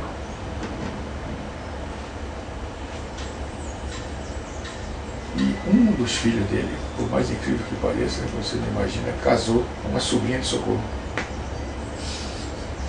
E ele é um artista plástico, né? Ele é pintor, ele é escultor. E ele hoje em dia mora em Itamaracá, com a sobrinha de Socorro. Tem uma filha muito bonita. Ele está formado, ele já casou. Fez ciências biológicas. E ele continua a fazer as esculturas dele e as pinturas lá em Itamaracá. E a mulher dele é sobrinha de Socorro. E ela me chama de tio também. E ele é filho exatamente do Doutrão, dessa luta todinha, aquelas terras lá no Engenho Galileia. E eu nunca disse a ele em Socorro que a gente era da Liga Contra. Mas em respeito ao que passou a família dele, né, rapaz? A debacle da família, como a família se desestruturou. Porque aquele povo antigo não estava preparado para enfrentar uma vida diferente. Né? Era aquela exploração do homem da terra, aquele cambão desgraçado. O camponês tinha que trabalhar 4 dias na semana para eles, né? E por aí a coisa ia, passava uma vida atrasada, incrível, né, rapaz? Quando eu chegava em Liga Camponesa naquele tempo, para vocês terem uma ideia, depois da reunião, o pessoal dizia: doutor, já almoçou? Isso? Não, almoçou. Eu disse: se vocês almoçaram, aí disse: vamos passar lá em casa para ver o que é que tem. Muitas vezes eu ia na casa deles. Vocês imaginam o que tinha na panela para comer? Caroço de jaca. Quando era a época da jaca madura. Cozinhar os caroços da jaca para tirar a casca, com aquela cutícula e comer com farinha. Eu almocei muitas vezes caroço de jaca com farinha. E era o que comia a meninada e o pai e a mãe na casa deles.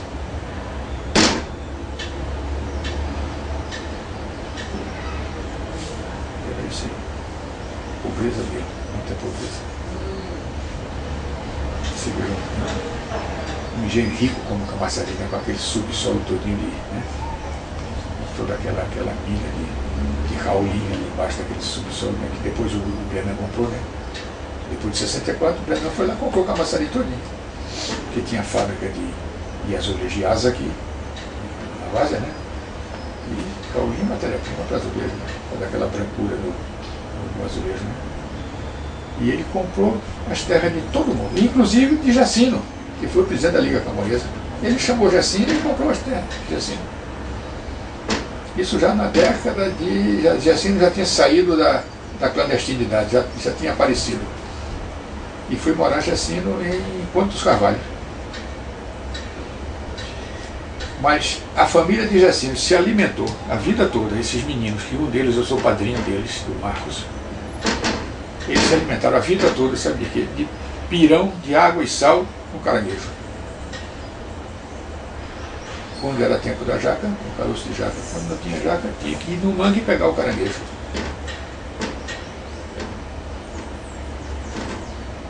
Na época mais difícil lá do Cabo, de fazer política lá no Cabo, antes do surgimento da cooperativa agrícola de Tiriri, que houve uma perseguição muito grande, isso já em 1959 para 60, eu não podia mais nem chegar no Cabo, eu tinha que saltar em Ponte dos Carvalhos. Descia pelo pé da ponte e ia para o mangue ali embaixo. O Jacino vinha de canoa, lá de Camaçari, por dentro do mangue. Eu entrava na canoa com o Jacino e ia para Camaçari, até lá de canoa. Para de Camaçari, eu pegar Tiriri, Serraria, Jardim, Maçangana e até a ilha de Tatuoca. Isso era de madrugada, que eu chegava lá às 5 eu saía de casa no escuro, né? Chegava lá às 5 para 6 da manhã. De canoa se levava uns 40 minutos para chegar em Camaçari, passava-se o dia todo, de noite já escuro, e se voltava para ver para isso. E só se comia isso, caranguejo com farofa e nada mais. E às vezes levava umas bolachas na minha rua, distribuía com o menino. Bolacha Maria, bolacha de crack. Eles adoravam comer a bolachinha que eu levava. coitados. Era uma pobreza tremenda. E você assistir, eu assisti, Socorro assistiu também, tá falando testemunha. Esse foi um fato que aconteceu em plena luz do dia. Rui Cardoso, uns capangas dele, uns 5 ou 6, o jipe parado assim, a família assim, na trilha assim, onde passava o jipe, chorando, tudo agarrado, e ele incendiando a casa do camponês. Botou fogo na casa do camponês. Porque o camponês entrou na liga camponesa, lá na usina de Santo Inácio. Foi expulso assim. Aí nós pegamos essa família, levamos para Tiriri. E lá com o Mané Amaro a gente arranjou um campinho para ele lá. E o pessoal lá fez um mutirão, fez uma casinha de taipa para eles. Era uma situação difícil. E o Rui Cardoso foi nosso contemporâneo de universidade. Ele fez química, ele era engenheiro químico. Então ele fez medicina, isso eu vou ver história dele.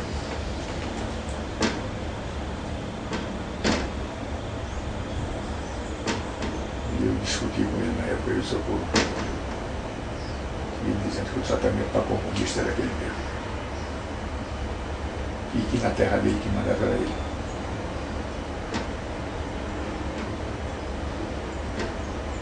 E nós saímos devagarinho, a família toda, na estrada vai sair.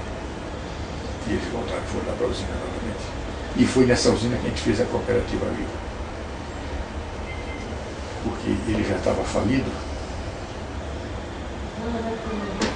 E o irmão dele, numa jogada, a Iesa Cardoso, que também era químico, achou que a saída para a usina era fazer esse acordo com o aval do governo federal.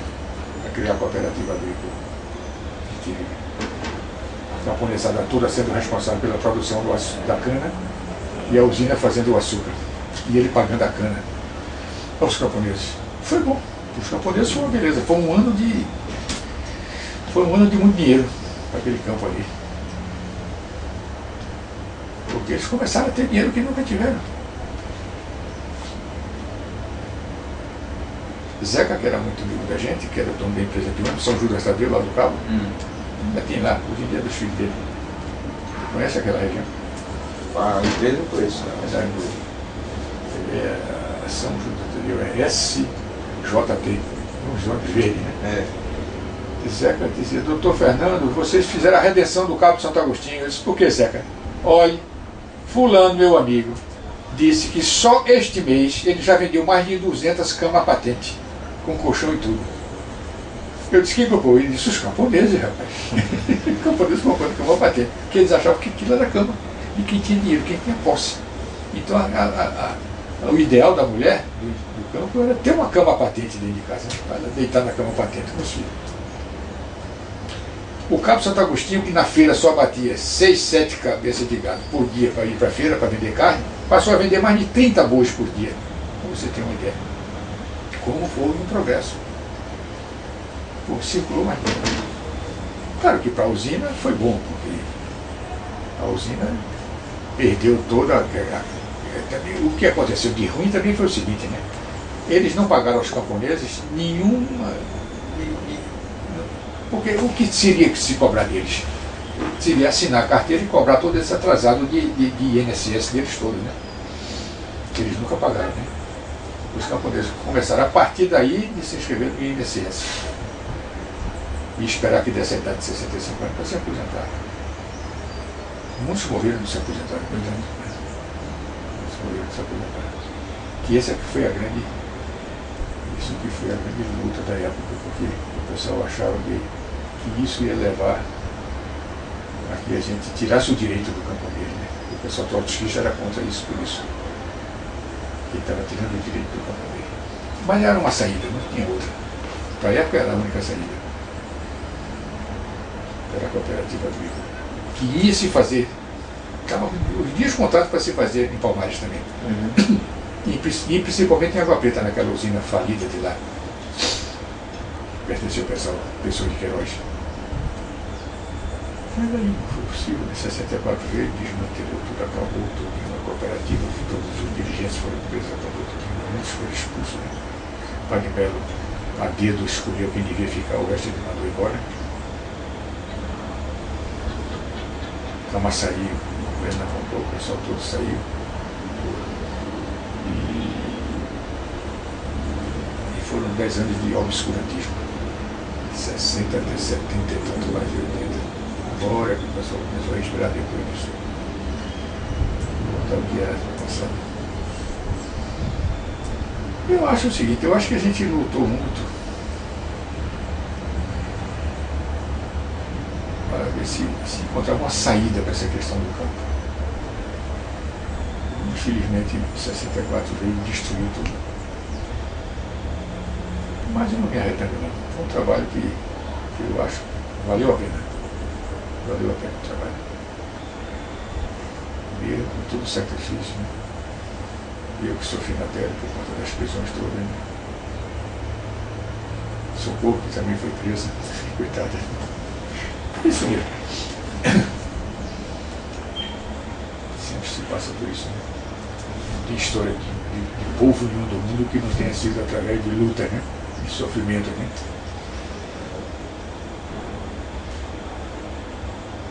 Eu espero que tenha colaborado com alguma coisa para vocês. Né? Sim, claro. E nós aqui agradecemos. Tá certo. Se precisar de mais alguma coisa, me avisa que eu volto aqui para outros esclarecimentos.